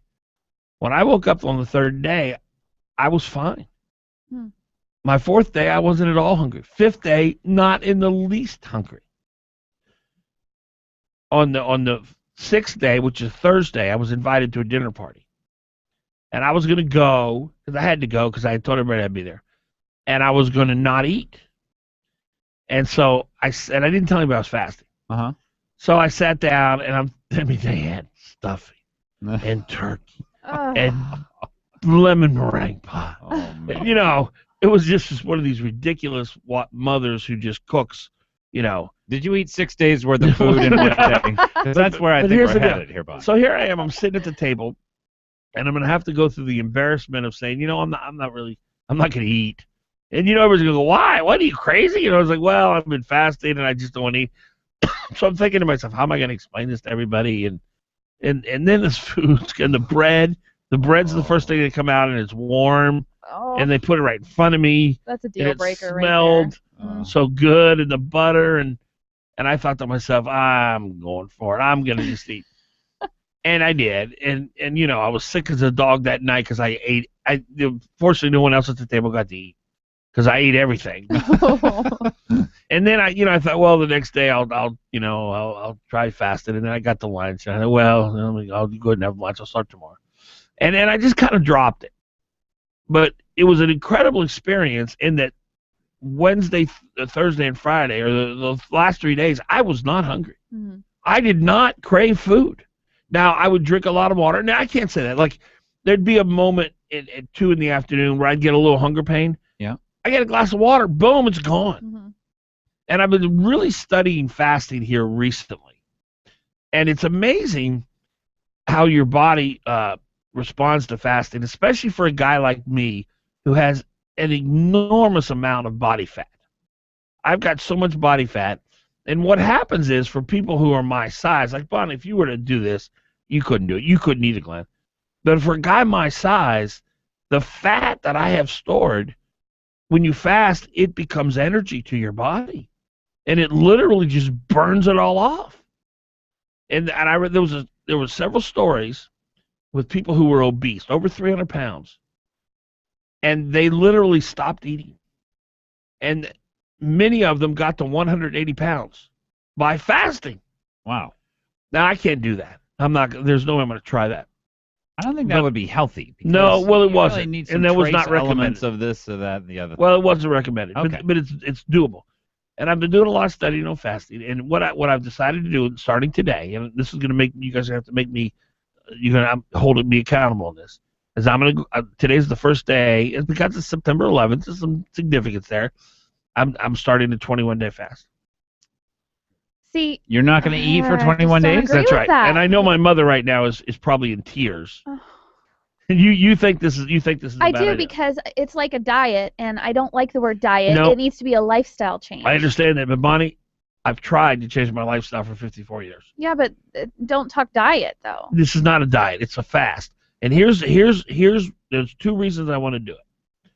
You know, a lot of people who get my size, they get the gastric bypass surgery, and it shrinks your stomach to where you can't overeat because your stomach's so small.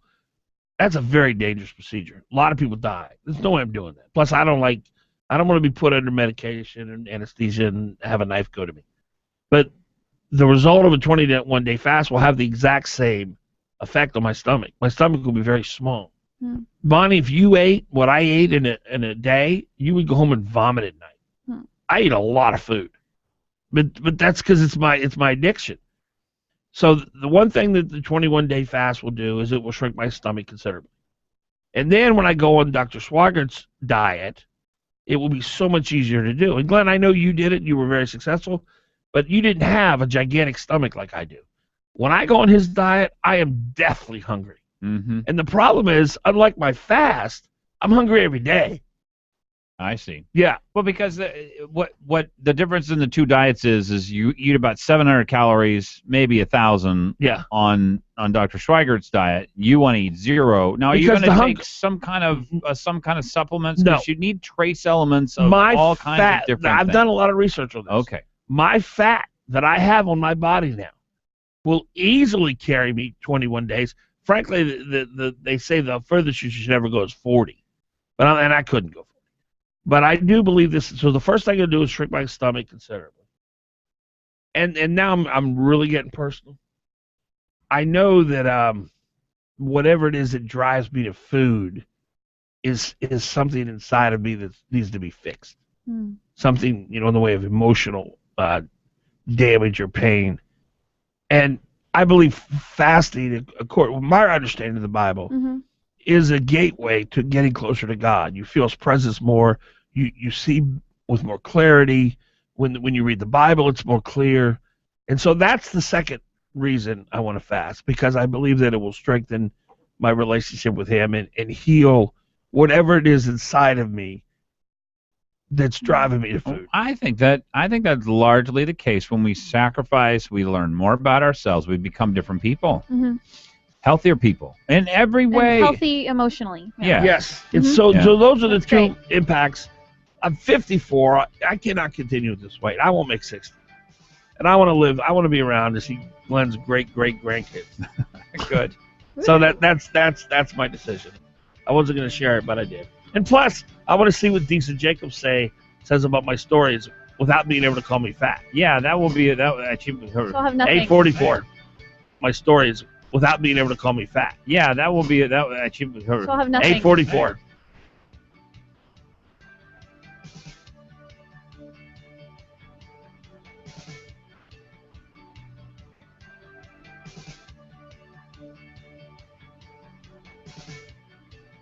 You're on with Fagan and Biegel on the Talk of the Valley, KVNT, and online at 1020kvnt.com. As you drive the 2000 Center, we take the time to listen and focus on finding the cause of your health problems. Whether you have a cold, high blood pressure, diabetes, or cancer, we can help. Call the Ellenberg Center for Natural Medicine at 563-2366 or visit us online at drellenberg.com. We can help. I'm Leslie Moore. I teach 7th grade here in Anchorage. I'm tired of the DC outsiders coming to Alaska to falsely attack Dan Sullivan. Don't believe their dishonest ads. The truth is, Dan Sullivan has stood up for Alaskans and delivered results. I've seen it firsthand.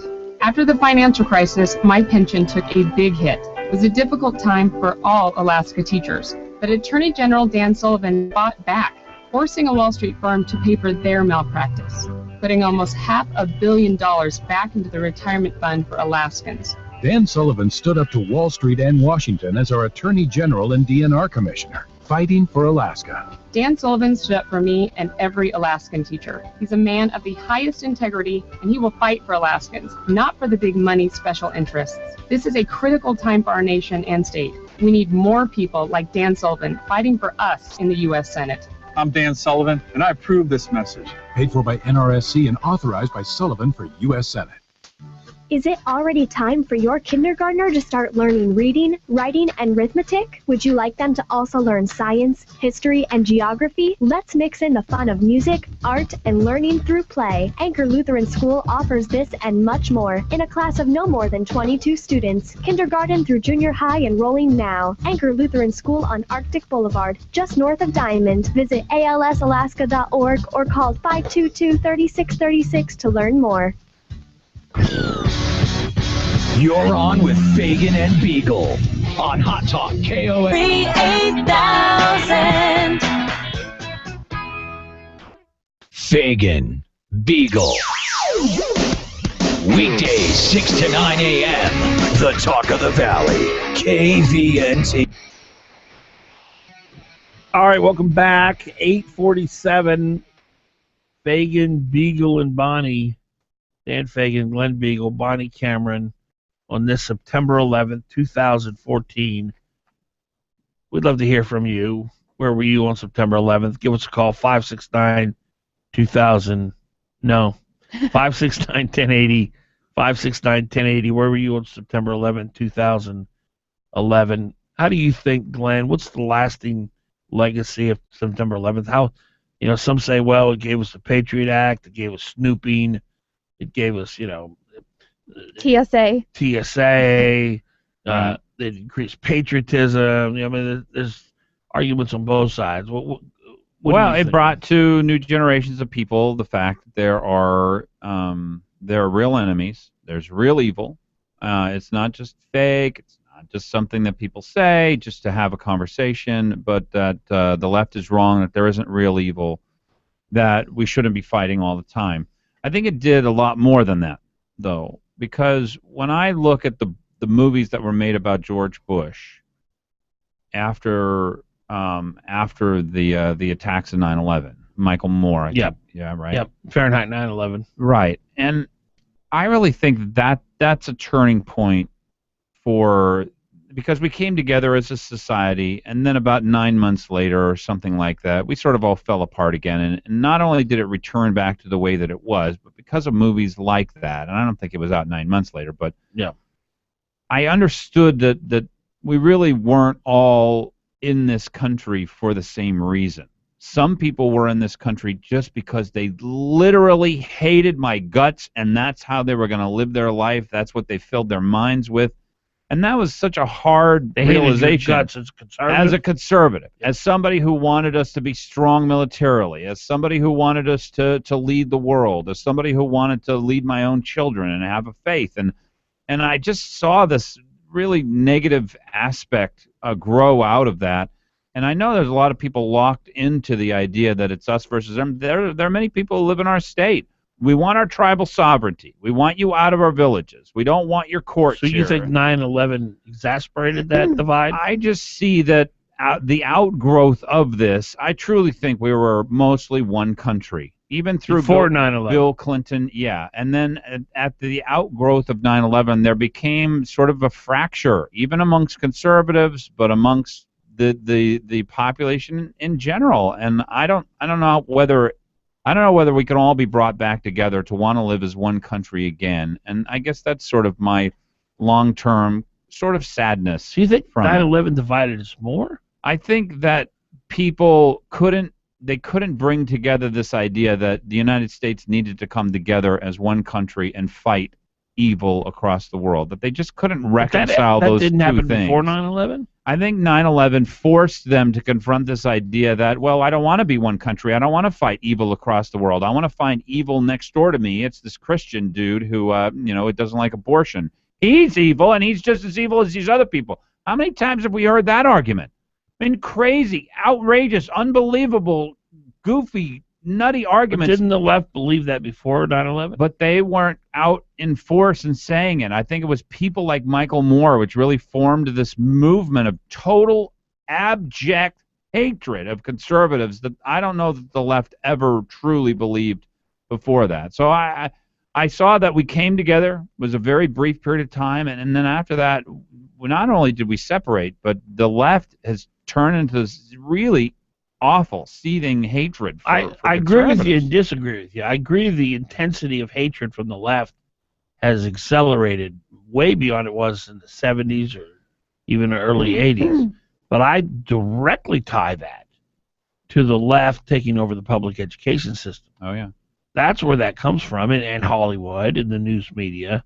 I don't see how 9/11 would have exacerbated I only noticed it after 9/11 Okay. because, and maybe this has something more to do with the internet, because the internet wasn't all that prevalent before 9/11, but after 9/11, you get on and you start talking to people, and then vileness, hatred, disgusting comments, and just, the inability for them to even put forth an argument that doesn't include something of the nature that you are an evil person, therefore you're not a person.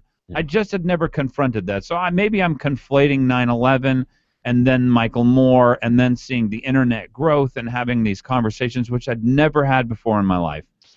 Maybe those two things are not related. Maybe just outgrowth of the internet had nothing to do with 9/11. Can I add a thought here? I think that 9/11, what it didn't do and maybe should have, is made us look more closely at changing our immigration laws, because you see just more and more people working on emotion and saying, oh, well, we need to let these poor people in and let them have a better way of life. But it's not just Mexican people and Central American people who are letting in. It's people who want to do us harm physically, change our country. And now that Robert has worked on the border, I've seen heard stories firsthand about his supervisors saying, yeah, let them through. And it's people with very suspicious backgrounds, and they're just being let in. And so I was not surprised when the Boston bombing thing happened with those brothers. They were here. They knew about their suspicious activities, yet they were allowed to stay here. The fact that, what is it now, 13 years later, we have still not secured our borders. I think that there's potentially that will be what Mr. Bush and Mr. Obama will be most known for, especially if someone crosses our southern border with a dirty bomb and devastates the city. And that's their plan. Now they've come out just outright and said that's what we're going to do. Yeah, ISIL is going to be, they're coming up through the southern border. Now, granted, I think if Mr. Bush had more power and didn't have to deal with the Democratic Party, he might have been able to secure the border. But he was for amnesty. Yeah, but that's not he's not for not securing the border. No, but like I'm saying, and that's why I didn't say securing the border. What are you talking about? No, No, because that's why I didn't say securing the border. I mean Yeah. changing immigration law. I know, but bottom line is, I'm not talking about any of that. I'm talking about securing the border after 9/11. Should have been done within 5 years. And I firmly believe Mr. Bush, had he been dictator, he would have done it. You dispute that? I don't know. Yeah, you don't want to say anything positive about No, Republican. because no, I liked Bush. I think because Obama is about to. And, you know, he's even saying yesterday, I'm not going to do it until after Obama's November. about to do what? He's going to sign into law more amnesty. Do you understand what I mean when I say secure the border? You know, this is what we're talking about right now. You know, I don't really know what anybody means by that anymore. What is it? Seal it. How do you do that? You build fences and walls and towers and guards with guns and you seal it. That sounds so heartless, Dan. But I agree with you. Yeah. So the fact that it hasn't never been happen. sealed. Oh my goodness. I hate when people say stuff like that. I just have no patience for We had people who were willing. Sometimes, Bonnie, where did it go? We were going to do it. Sometimes, Bonnie, you're like a person who has a pool of hopelessness. I am a realist. That you swim in every day, and your skin begins to change texture because you've been in the pool of hopelessness. My so hope long. is not here, and it's not in man, because it's not going to. That'll never happen. Who said my hope's in man? Well, you say it a lot. I never said my hope's in man. You say if we elect this person and we get this person in, then we'll have all kinds of good I absolutely things. acknowledge there's a spiritual component to this. If I didn't have a faith in God, that God can do anything and all things for those who believe, I would not have an ounce of hope. My hope has nothing to do with mankind. I believe that we are a nation of Christians who are believers who can accomplish more on their knees than any military, any candidate, and that's where my hope is. Well, then, I'm sorry. We're still a Christian nation. We're still a nation of believers. And as long as that's the case, I am extremely optimistic for our nation. Well, don't you think that then 13 And years every ago, time you preach hopelessness, No, I'm not. I'm trying to get people to realize. Get people to be depressed like me. No. Write your senators. Get I'm them. so losing patience with that. Aren't you? That hopeless message? Never. I am I a don't person look at of it as hope, hopeless. and she doesn't look at it as hopelessness. I do agree with Dan. That is how it comes out. Here's Bonnie's point. Bonnie's point is we'll never get rid of 100% of all illegal immigration. If we didn't Your do point it after is, 9/11, when are we going to do It'll it? never happen. Here's the thing. If it didn't happen back People then, it'll never happen now. People forget. And 9/11 was 13 years ago. Stop your hopelessness. Okay, well, you're saying that we will never absolutely 100% secure the border, and Dan is saying if we do the best that we can, that's better than what we're doing now. I'm saying if we didn't do it then, Bonnie, if I believe the now? nonsense that you believe, that what I didn't do in the past, I'll never do in the future, I would take a knife to my throat right now. That is the most absurd philosophy ever. If we didn't do it in the past, we can't do it in the future. That is so insane. You're not listening to me. Someone who believes that belongs in a mental institution. You're not listening to You me. just said if we didn't secure the border in the past, we won't do it in the future. You just said it, Bonnie. We had the funds. Why isn't it done? Glenn, am I misinterpreting this crazy woman's point? She has a valid point, though. If we didn't do it in the past, we need better leadership. We need people who really mean what they say. That's not what she's saying. Well, I that's the way I take it to mean. That is her intent. I wouldn't listen to the show with all the hopelessness. I may be getting earplugs tomorrow. I cannot stand hopelessness. I just can't. And look, I need hope. I cannot live without hope. And I will refuse to listen to people who preach hopelessness day after day after day. Preach hopelessness day after day after day.